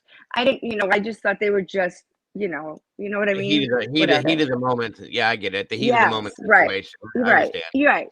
Poor, and I was just thinking we don't need to add this, but so now there's this. So one of the descriptions of the students that the students have given about several of the people who were in the home appears to match this person who's been arrested. Now I'm saying this is all allegedly. I'm saying this is just. Say that one more time. Clearly, I didn't hear it. It kind of broke So up. I was told that one of the people they saw besides the creepy guy was a Hispanic. I think they said it. I don't know if they said Hispanic or dark skinned and dark hair, shorter. I think they did say Hispanic or darker skinned and shorter and stockier, and that this kid matches that's been arrested for the UC stabbings, the UC Davis stabbings, Right. matches that, in my opinion. Okay. And I've already called the FBI, just so everybody knows, I've called law enforcement, I've called the FBI, I called the defense team, all of them. Right. I called them this morning. I messaged Daniel. So he matches the description. A bit, yes. A bit. Okay. From what I've heard. From what I've heard. And I'm just saying, I don't know. Maybe there was more to this Sigma Chi theory that these kids put out than we know, and they were afraid to say it, and that's how they put it out there. Right. And but there was a man of color found hanging at Washington State University a few weeks back. Okay. At Washington State University a few weeks back, outside in like the garden area outside the whatever, just in the dorm area in like a little garden area. Yeah, the courtyard. That's exactly right, very rich. Okay. So who knows? Wow. I don't know, but that's certainly, if anybody has that, I think it's really important if anybody can get their hands on that Sigma Chi theory. We're talking about the Carlos Dominguez. I saw that this morning where they were arraigning him. Yeah. Mm-hmm. Okay. Right. And I in no way know if he is a part of that. I have no way to know that, but I do know that a young woman was, a man tried to break into her building after everybody came back in the springtime. She's left the school since, and he tried to break into her building and was banging on the door, and he got away. And he matches the description, about 5'8", dark hair, Hispanic. So I don't know if this guy is, but I don't know this guy isn't, and I certainly think it's worth a check. Right. Absolutely. No, absolutely, and we will be definitely looking into that. So, but I think the letter from Sigma Chi, or I know that Watts, what's her name? Her name's Kelly. She's with Obsession with Watts. I know she's got a relationship with some of the Sigma Chi's, and perhaps she can contact them. I don't really know how to contact people without through YouTube. Oh no, I understand. I do understand. The whole venue is different. Mm-hmm. Right. Real quick though, multiple people have asked the same question. If I can ask for you, sure. You had said at one point, and they just want you to either clarify or verify or reiterate that there were 3 assailants in this situation or more. There were more than 3. there were either one in the front, outside in the front, and one in the back, and then there were 2 or 3 inside. That number is really hard to get it, Sure, sure. but there was, So we so had, what I've rallied it to 6 people. I've just kind of said in speaking and make about, I would say 6 people. If you don't want me to give you a firm number, what I can realistically say is maybe 6 people. okay. So we got 5 Yeah. to 6 people. Then we'll just go with. Yeah, We had right. 2 lookouts and 3 inside, basically. Okay. Right. That's kind of what I get. And sometimes it's like 2 outside, but I don't know. Maybe they were rotating through, and maybe some kids heard different things, or they Right. were in different. I don't know. That I don't know. I mean, Now, and I thank you for that. I do appreciate that. There was multiple people that had asked that kind of, right. just Sure. to clarify. So, Sure. a couple of things I had wanted to ask since I hadn't really talked to. I was actually going to get a hold of you, and I've just been really busy, and I hadn't had a chance to. So, thank you for doing this today. I appreciate that. Oh, of course. Let me ask you real quick here, and you don't have to give me a yes for sure, whatever. Like in your opinion, and just real quick, do you feel that Brian is 100% involved in this? In my opinion, I feel like he must have something to do with it, because he's in a position to be charged with it. So therefore, he must have more than 6 degrees of a relationship with it. So Sure. what that looks like, I don't know. What it is, do I know? I have no idea if he's the one who killed somebody. I am aware, though, I am pretty certain, I'm actually very certain, that there's more than one person who killed these children. Oh, yes. So I don't know if he killed them. I don't know if he was looking out for them. I don't know what his role is, but he's been put in a position where he's sitting in an orange jumpsuit. So And that's why I'm okay. asking, you know what I mean? Because Right. I've been on the fence, and there's been different theories thrown out there, and people said, well, he's being framed, he's this, and I said, I threw out. I don't know if you were in here or not that day. I've done it a couple of times where I said that maybe Brian was, onto something and was trying to expose something, and that he got thrown out there. If you wanted to go with the whole framing situation as a theory, did you hear me talk about that, or even at this point? Yeah. Well, I don't know if I heard you talk about it. I have that same feeling. So my feeling really is, I think that Kaylee, she knew too much. She found out too much. Smart little cookie that she was. She found out too much.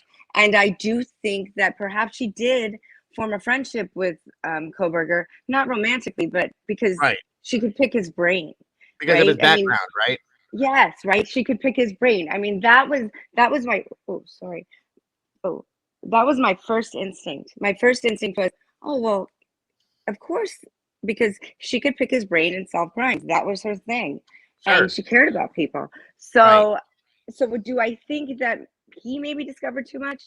Maybe. Do I think he got too close to drugs, and it was, heroin, anybody who quits heroin, more power to you. Most people can't, and so it's easy to fall back. So maybe he got back involved in it, being around it, but I don't think that, I do think it's more plausible than not that he was actually helping her solve the crime of what was going on in the area. I think that's pretty, I think it's believable. Absolutely. I think it's more believable than them being involved in, I think more believable than those 3 girls being involved in nefarious behavior is them wanting to eliminate nefarious behavior. I think that's more believable. I do agree with that 100%. And then another question, I did want to ask you this a long time ago, and I never got the chance to as well. And I think other people want to know. It's probably a 2-part, maybe 3-part question. But first of all, what are your thoughts on Dave himself? I find Dave to be, I believe Dave. I believe Dave is afraid, very afraid, and should be, with good cause. I think he should be afraid of not telling, or the police. Well, I don't know. You maybe the police or whatever. Yes, but I think that of the same outcome as maybe Kate and Young got. Yeah, I Right. think that No, I he's understand. afraid of talking. You know, And and that's also charges, right? He's a yeah. so and he's young and he's a kid and he's in the middle of something that's so much bigger than he is, and Why he do didn't you realize it. with that being said, why do you think he waited the amount of time that he did to come out? You know what I mean? They all did because they're afraid. Okay. And that's kind of what I gathered that myself. I just was curious as to what you think. And somebody had asked, David made that statement Mm, about his friend or whatever seeing who he thought could have been Brian Koberger squatted down in the mhm, band field over there. What do you think of mhm. that comment? Um, what do I think about that comment? I think that he was being honest about that Okay. because his friend has ghosted him. Oh, okay. So that's what he said. He followed that statement with, "I've called and asked him again about it a few times, And and he's he now won't talk ghosted me." about it. Right. Yeah. Gotcha. So I think that that's likely true. I think he likely said that, and now this kid is, because if Brian saw him and he saw Brian, then guess what? Brian saw Mhm. him. So they know Yeah. who he is. And Right. was it Brian? And nobody knows really who I mean, the kids all know who the bad guys are. Sure. Honestly, I think they do. But if do I think that I don't know if they all know Brian or not. He seems to be pretty invisible, which is such a sad thing to say about a human being. But It is, really, but it's true. It is it's nowadays, he's sadly. yeah, and but he's also 28 and he's a TA. And TAs, I have to say this about them. And if you're a TA and your child is a TA, the reason you're a TA is to learn to be a teacher.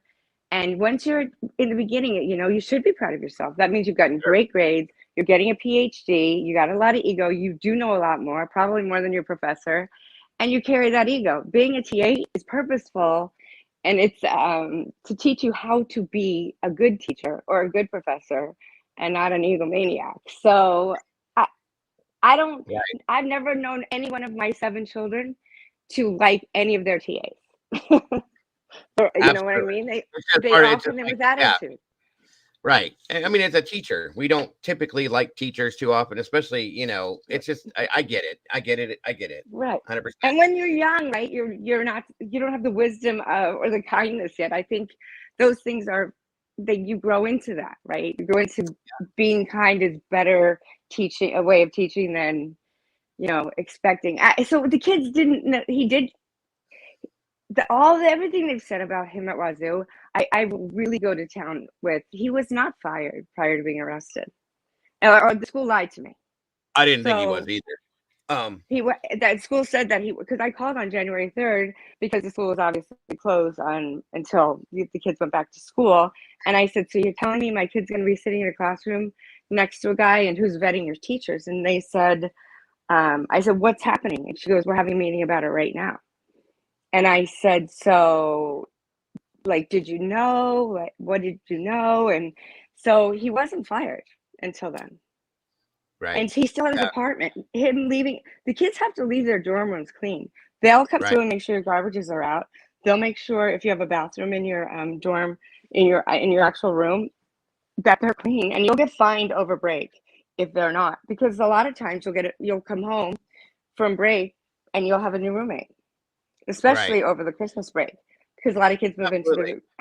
the fraternities and sororities, so there's Yeah, extra rooms, and a lot of kids transfer during breaks. So that's not the way he absolutely. left his room is absolute. And the storage unit, if you don't, my kid, my sons, I could move out of their rooms in under an hour, no Yeah. problem. And You plus I know, feel I get from him because I'm that Mhm, way that he might mhm, be he could possibly very easily be OCD too, which is again, you mhm. know, I can't Yeah, handle mess or anything like that. So there's that right, too to add to that. You know what I mean?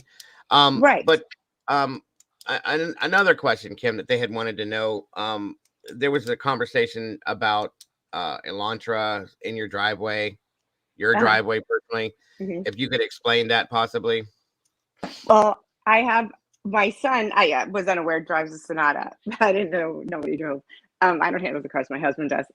But one of the kids all went away. So seniors went to Arizona this year, I guess.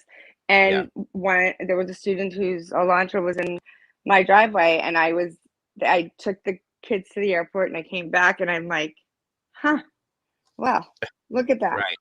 I Right. wonder if anybody spoke to them. And so I asked after I picked them up, and the answer was no. Nobody ever spoke to them. And that seems to be, and this is a problem for me, okay? That seems Yeah. to be the consensus. Dave said that there's certain people that, lots of people that Mhm. were not spoken to. These people were not spoken. Like, what color is the Elantra that was in your driveway? White. Okay, there we go. And And I know you're not going to put that child's name out there. I'm just saying, right. it's still, you know what I mean? It's cause for concern. Why weren't you told? Why wasn't that person spoken to?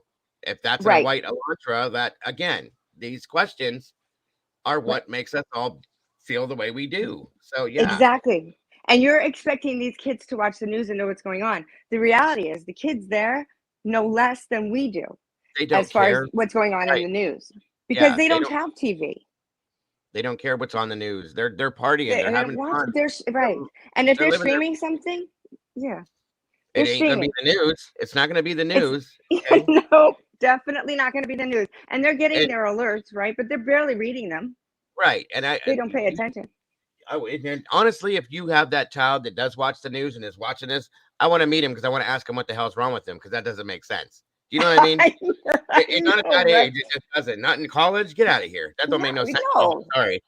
no, unless they need to do it for class, and the teachers Right. aren't sitting them down and having a one-on-one with them. But the police officers also never question any single one of them. And I'm telling you, they had the names. I gave them names. I did not hold anything back from the police. I gave them absolutely everything, Now, and is they it never spoke with any of those kids. right? Any kid that was there that I'm aware of. Now, I'm not asking you to put. I won't let you put that name out. Okay, I don't want you to Yeah, do I that. won't. But is Yeah. it somebody that we would be familiar with? Let me put it that way. No, no, you would not. No, Okay. But it's close enough to the situation where they should have been questioned. That's what I wanted to know. Thank you. Okay, good. They should have been questioned. And again, they did nothing wrong. Right. Truly, I mean. No, I get it. It's just out of curiosity. You know what I mean? Like I see, Jules is asking, what kind of car did the boyfriend or your daughter's sorority sister, aka Jack D's alibi drive? Do you know, or will you say? What does he drive? I actually have to tell you, I have my own personal theory about what he drove, but that's just my own, and I shouldn't share it. I have shared it with the police, though. I don't think I should share it publicly, though. No, honestly. I understand. That's your right. I get that, and I told you I respect that 100%. Yeah, And again, right. you have my number if you want to talk to me in private about anything. And I will talk. Yes, right. And I do trust that you won't. I mean, No, I won't. I've learned a hard lesson, but yeah, I mean, I absolutely get that. I I do. I just can't. I mean, I get it. I feel terrible about it, and it's ultimately my fault. But you know what? Not so much because you did Hmm. expect a certain standard, and we're told about that, and it didn't happen. So I'll just leave it at that. I understand completely, and I respect you enough that I won't do something like that to you. Just in all period. Thank you. So, and I don't want everybody out there to think that I'm playing games with them or being coy or withholding information. It's just that there's things that I promise you don't want to know. I don't want to know them. I get it. They're painful. No, I can understand. I mean, it's painful enough as it is. Yeah. Being an EMS and a fire, I have a visual based on certain scenes that I've been on in my past. I have a visual of this situation already. Okay. Right. So it's kind of which is amazing that there's not more DNA. That it's just so when people say, when I said cleaning up, when the kids say they were cleaning up, and what I believe our kids at Wazoo who were told, by the kids from UI was they thought they were just cleaning up drugs. That's what I believe they thought. Okay. Truly. And that's kind of what I thought too. But I don't think that's what they were cleaning up now. Because the time frame and as things have opened up and become more There's things that have just actually, Yep. right. I think they were cleaning the crime scene. I think that's what the Well, latent shoot print is. and my next question after what Jules has here is going to be something in that regard, if you don't mind. And Yeah. Jules is saying, how confident are you that the info that you have revealed will be brought up in court by Brian's defense team? And did I hear her right when she stated that Richard Butanti has contacted you? Correct. He Okay. has. And he gave me his number, and I actually didn't program it properly. But I did hand it off to somebody else because I felt like, and I gave him somebody else's number that I thought he would be really important to speak with. So then Sure. when I called this morning, I had to go straight to her office again. So I have not heard back from him. I assume that I will hear back from him with the to give more information, but I have given it to her team. But I assume I'll hear from him. And he Absolutely. welcomes anybody. So here's the other thing with him. He said, and what he said to me is, have anybody call me. Right. Anybody that knows anybody, anything, or have them call me. They are open. He is open to listening. He's aggressive. He was polite. He was, he doesn't expect, and I said to him, I don't know if I'm not calling because I think Brian's innocent. I'm not calling because I think he's guilty. I'm calling because I really need to know that both sides have all the information so that everybody is safe and justice is served. The rest, I don't, that's all that my purpose is. And he agreed Right. with me. He got that. And he said, and anybody who wants to call him call him. Have a Absolutely. conversation with him. And that He welcomes it. being that he contacted you, that doesn't throw you down under the gag order, does it? Well, it doesn't. Well, I was asked. So under the gag order, I was asked not to say anything, and I said until you can tell me my children are safe, and there's going to be justice served, and that all of the information is being shared. Fuck no. I will not shut up until I am certain that everything is out there. I get it, and I respect that. Put I me really in jail. do. And I've said that all along. If I'm gagged, I'm not going to be. You can't shut me up. You have not done your job. Don't tell me how to parent my children. Amen to that one. I do get that. I absolutely do. And so I don't know if that's considered gagged or not. Have they asked me to sign some things? Yes. Have I said no? I have said no. And not because I don't stand behind everything I say, but because you're not doing your job. You're not being transparent. That's right. That's your right. I mean, honest to God, that is your right. Okay. Right. Yeah. Now, oh my God, I just lost. But if any one of the victims' families that asked me to, I would. If they asked me not to talk, I would not talk. If they asked me to sign something, I would sign it. Right. There's a question for you. I mean, and again, you don't have to answer this by any means. Absolute respect on that. Has any of the victims' family members contacted you in regards to any of this? Not so. One of the parents had a question for me through Olivia, and I answered it for her. Okay. And was she okay with that question, with the answers she got from you? Yeah, they were the answer. I mean, I didn't ask. Okay. I'm not asking for a reply.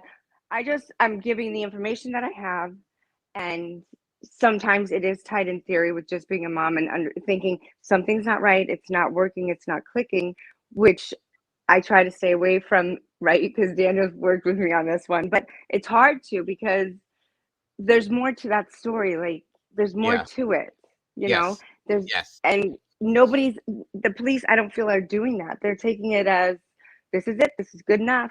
Yeah. And I don't feel like it's good enough. At the end of the day, I just don't. I agree with you. Good enough is not enough here. All of it is good enough. When it's complete, when I know Kaylee's dad can go to sleep, then it's good enough. Then that's what I'm here for. As I keep saying, I want true justice for the voice, and because we have to be the voice for the voiceless because they don't have it. You know, I would love to sit down and have a conversation with Steve or Olivia, Kaylee's sister, because when I say Olivia, I mean Olivia Chronicles Olivia, not Olivia. Yeah, I knew who you were talking about, right? I just want everybody to know that. But I don't want to do something like that until I wouldn't want to do something like that until after the trial is said and done. They have enough to deal with, you know, and I absolutely respect all of those families and feel so horrible for them, which is why I do what I do to try to get the truth, you know. Right. And so at that point, you know, I just I think nothing against any of the other victims' families, guys, but I think that Steve and the Goncalves family are the, how can I put this? They need to be who they are at this point. They need to be there in the forefront of this entire thing, Right. as a voice, in my opinion. So that's why, you know, that's why I have as much respect for the Goncalves family that I do. Right. Because not only for what they've gone through, but the fact that they have been able to stand there and deal with what they've dealt with at the same time. So, you know, And I'll tell you, with Steve, I will say this: he is like my father was. He is grace, and he is um, in such pain, and he can still. I would be climbing walls right now. I would be. They would have to arrest me. They would have I to agree. lock me up somewhere. Honestly, I don't know that I could behave as well as he is behaving. And Mm-hmm. and his words are wise, and he sought out the right people to protect him. His attorney is protecting him. Right. I'm pretty sure he's gone into grief counseling, which thank God, I hope he has. But he's just his words and the way he's owning everything. He's not taking shortcuts. Everybody knows this world is on notice. I'm going to find you, every one of you, and he Right. will. I agree with that. I do agree with that. I agree that if given the proper, how can I put this? The proper platform, or no. The right tools, that he definitely will. 100%. And he A will hundred handle it. percent. Yeah, I agree A with that. 100%, right? Right. And I will, and I'll tell you, and I know I've heard all of these Netflix things and all of these people starting wanting to make movies, and I'm thinking, oh no, no way. Like that Dateline thing, I'm Oh sorry, my that was God. abomination. It was horrible. Horrible. How come they don't have a gag order? I Right. was just curious. Well, And they should now. where were the roommates in the first episodes of 48 Hours in 2020? Where are Yep. those ones? Yep. Why is there a girl who was friends with, supposedly very good friends with, an AFI and a Pi Phi, which is weird. I'm Mm-hmm. sorry, it's just weird. They don't cross over that way. That's just not how Greek works. Right. And why is she the only one who didn't get a call until after the police were there? Was she a good friend, or was That's she told what to say? that's a good point. Very good I do point. not. I mean, and I'm not saying this girl is a liar. No. She's unaware. Well, I'm it makes you saying I don't wonder. know how tied into You Greek know, she just is. Is just she Greek? right. Just like that whole thing with the you know, first of all, the whole underwear thing, that didn't even need to be put in there. But then Oh, the that was just disgraceful. But then the other situation that pops up with the girl who called Brian when somebody broke into her apartment with the video camera thing and this and that and every, like, that one right there was just like, what are you doing? that Like, is what? his fellow TA. They share an office together. They are Right. friends. Even somebody Thank you. somebody in his apartment building said she would. They were friends. She would visit Right. him. Mm-hmm. Yes, did he? If I said I think somebody broke into my apartment, and my office mate, who I've been working with now for 3 or 4 months, said, "Oh, I'll help you out," I believe him. a hundred That does percent. not mean. And if he What? did, it's still not murder. No. If he did, it's still not murder. Now, Burglary. Right. it's different. That's right. That's right. And Yeah. and I don't think he broke into that car. He wasn't even in town. No, I don't. I don't think. I think, and that's what makes me angry with this, guys. And I agree. Okay, that it seems to me that everything that's being put out is Oh all God. negative Koberger, negative Koberger, negative Koberger. He did this, he did that, he did Mm-hmm. this, he did that. So of course he Mm-hmm. had to be this person that committed a Uh-huh. quadruple homicide because he did these things. If he did those things, which I don't think he did. Uh-huh. I don't. Just like when Right. Yeah. you know the whole thing. Sorry. No, you When go. No, and I'll just tell you. I'm going to tell you with my problem with this whole thing with the underwear thing.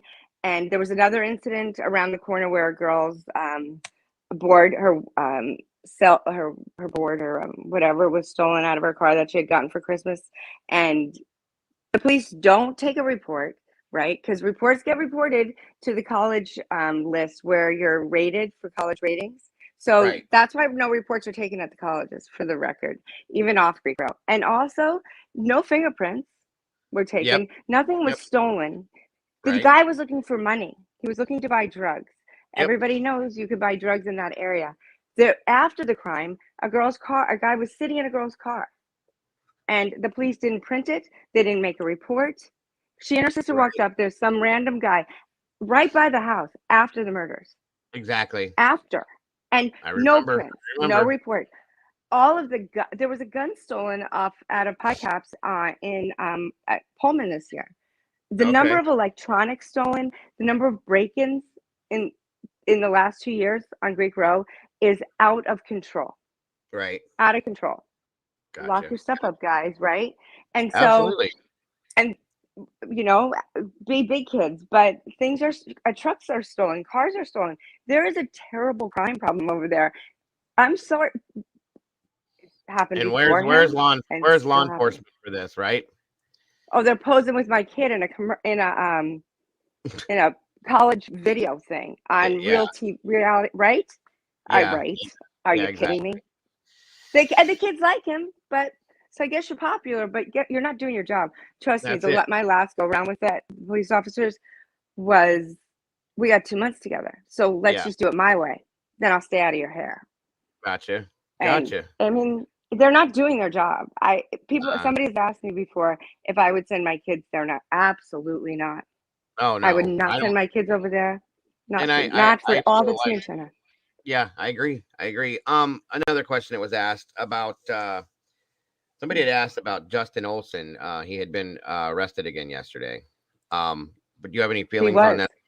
You're hmm right. good, What's your take on that good. situation? What my feeling is good, good. Okay. I mean, can you elaborate at all or no? Um, I hope that there's several more following suit. I hope he's not Okay, the only one who was arrested yesterday. gotcha. Do I Okay, think he's involved? I do. absolutely, gotcha. I All could be right. wrong, but that name is actually that's one of the only names, but um, it's I good. I get That's I get actually very hopeful. okay. Oh, I that's appreciate really good. I appreciate that. Good. Thank you for the info. I appreciate that very much. Oh, It says he was arrested on May 15th. I have his mugshot. Right. Absolutely no change. Thank you. is he blonde haired? I haven't seen his face yet, personally. I guess I I could look haven't at seen. I don't know. I don't know any of these people. So there's a group of people who live in town, and then there's the college students. So there's two separate groups of kids, and what roles they play, I don't know. But there are several different groups of students. right, right. Oh, that should make Gotcha. Steve's day. And that doesn't exonerate Brian or make him guilty either. It just good. Exactly. Very good point. Very good point. Um, 1 second, folks. I'm trying to give you a look at this if I can pull it up real quick. Okay. 1 second here. 1 second here. Who's his And parent? I'm sorry. Who is his parent? He has a parent. I'm gonna have to Uh, go back and look. yeah, I'm looking at that myself. Or I will be looking at that myself. Yes, Alien it is. Give me 1 second here, guys. Bear with me. And again, Kim, thank you so much, and thank you for your patience with all this. I Oh, really don't please. Thank you for doing it and staying on it. Honestly, oh nobody 100 here. I mean, I have kids. I had kids, and I still have a. I mean, we all have a heart in the game, but people didn't have to. I didn't. People didn't have to pay attention, and they do. And right, what would happen if they didn't?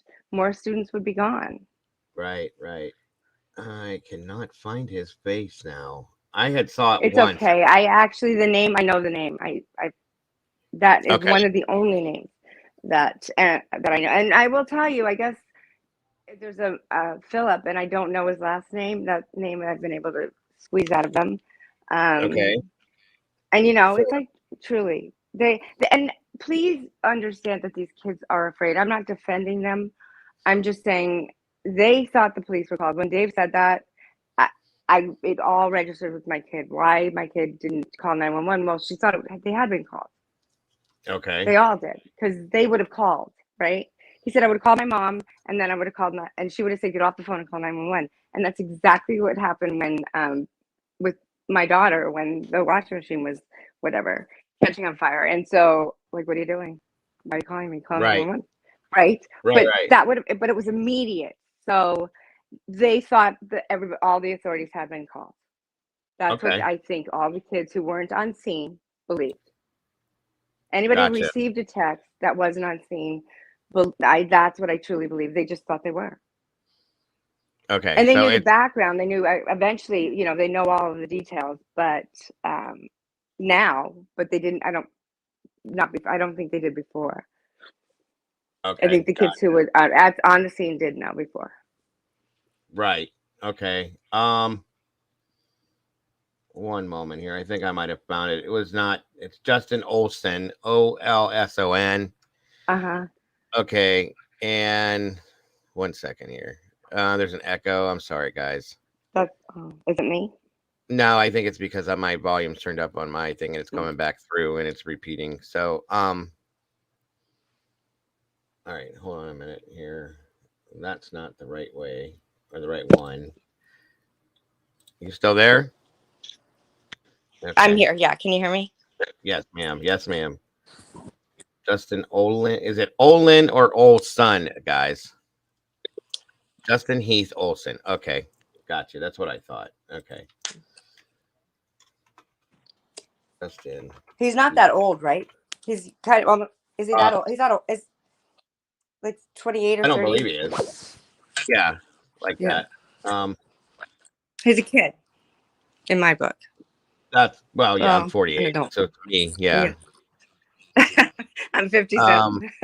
Alien, you might want to go out and come back in and it'll kill your echo. Unless you have thing running in the background, you might have 2 instances up. I cannot find him to save my life. I don't know why. And I remember seeing this once before.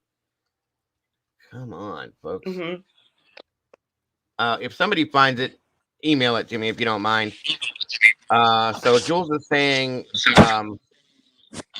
so this is Justin Olson, but I got info about a Jason Olin about Moose Lodge 2. See, now I'm just confused. Right, right.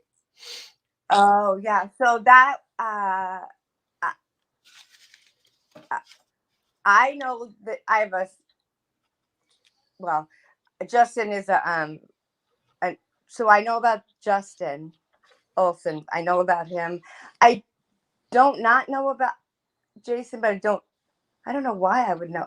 Maybe because of the Moose Lodge thing. Is he the one that got kicked out of the Moose Lodge that night? I think that's what she's talking about. Yeah. Yeah. I think he's a different person. I don't know. So I don't know who. I can't say for certain. Gotcha. I understand. It's all right. But I don't disagree. I wouldn't say no. I just don't know for certain. Absolutely. No worries. No worries at all. I'm trying to pull. Okay. Justin Olson from Idaho called. Did he go to jail also to steal a car? I'm sorry. Say that again. Did two kids steal a car and they were picked up from like Meridian or Nampa, maybe Garden City, Idaho? That I'm not sure of. Okay. Is this the person we're talking about? It's on screen there. I don't know if you can see that, Kim. Oh, hold on. Let me look. I think I can see it. Hold on. I don't know if I can make it big. Oh, I see. Okay, hold on. Oh, yeah. Is that him? Oh. I thought he was. Oh, the bottom right corner. Right here. Oh. Can you see that? Is that the same guy in the bottom right corner? Right here, yeah. Yeah. Right there. Yeah. Yeah, these are all the same guy. So there's a Philip connected with him somewhere. I don't know his last. Phillips Philip. maybe, Okay, or gotcha. who are they?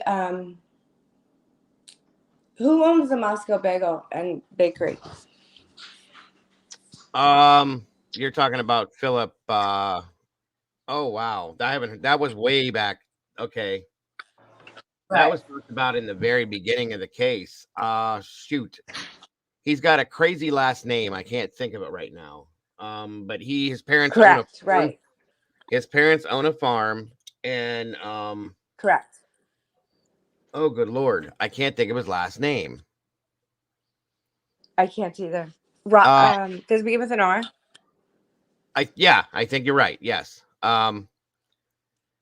Oh my god. I'm gonna have to go back and find one of my initial notebooks. Yeah, And I know, right? his name is in Notebooks, there. right? They're a thing. Yeah, it was Philip Yeah. Roder. Gosh, what's it?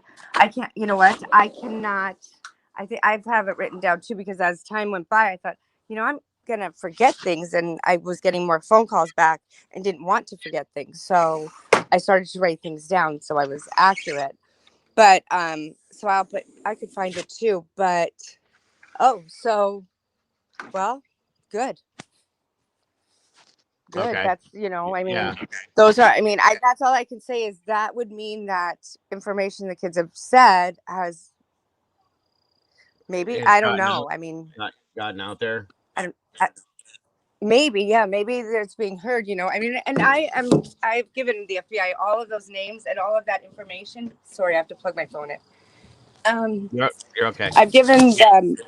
They've given them all of my names and all of the information that I had, but they're not going to call me back and tell me anything. They're not going to confirm anything obviously, and I don't need that, but good. That's good. Right. I think. I mean, hopefully that's more answers and cleaning up the streets, getting people off the streets, and getting this all the way resolved. Absolutely. Maybe kids are talking. I hope so. Well, and here's what what I was hoping for was, after you started to put yourself out there, and then Dave popped up and put himself out there, that maybe other people would see that it's okay, and that they want the truth. You know what I mean? So, right. and I'm hoping for that. I've been hoping for that. I'll be honest with you. Yeah, so have I, and and I've always said that, and I even said that to Sigma Chi. I said, if you guys, whatever and you don't want to go alone, you don't want to tell your parents, I'll go with you. I will come over there and I'll go with you. I mean, I know you don't know me from Adam, but look, you're safer together than you are separate.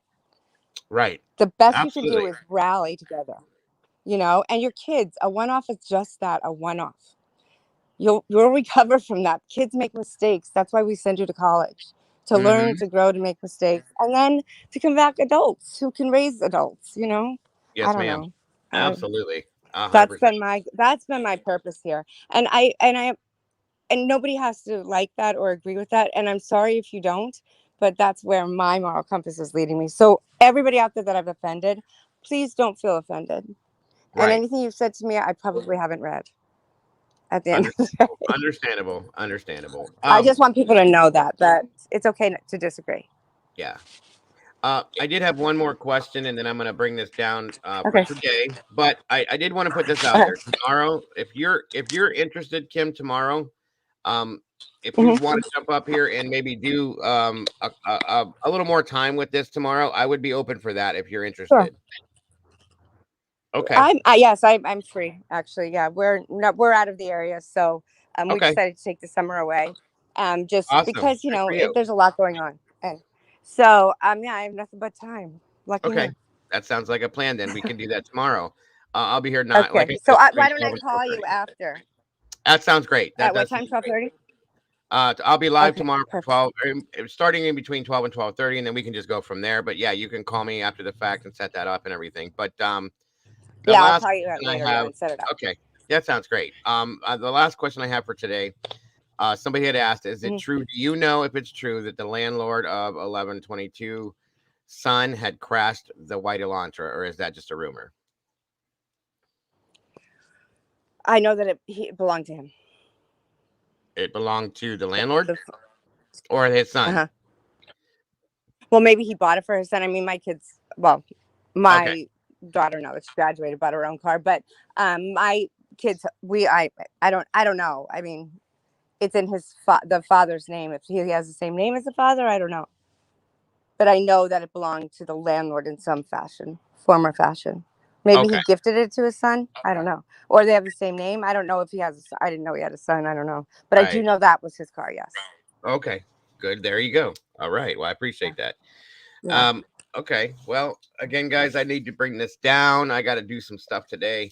Okay. And I appreciate you, Kim, one more time for this more than you Oh, know. no problem. And Um, just make sure Van Life gets all. Van Life's the one who discovered that when she posted it this morning, is then it all clicked in my brain, and that's when I make phone calls. So mhm.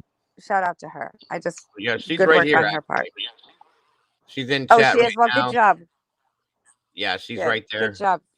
And heart, Oh, 100. So, yeah, good yeah. job, So Van I Life. went Good job. to get credit. All right. Well, And all of you, everybody out there doing this, thank you.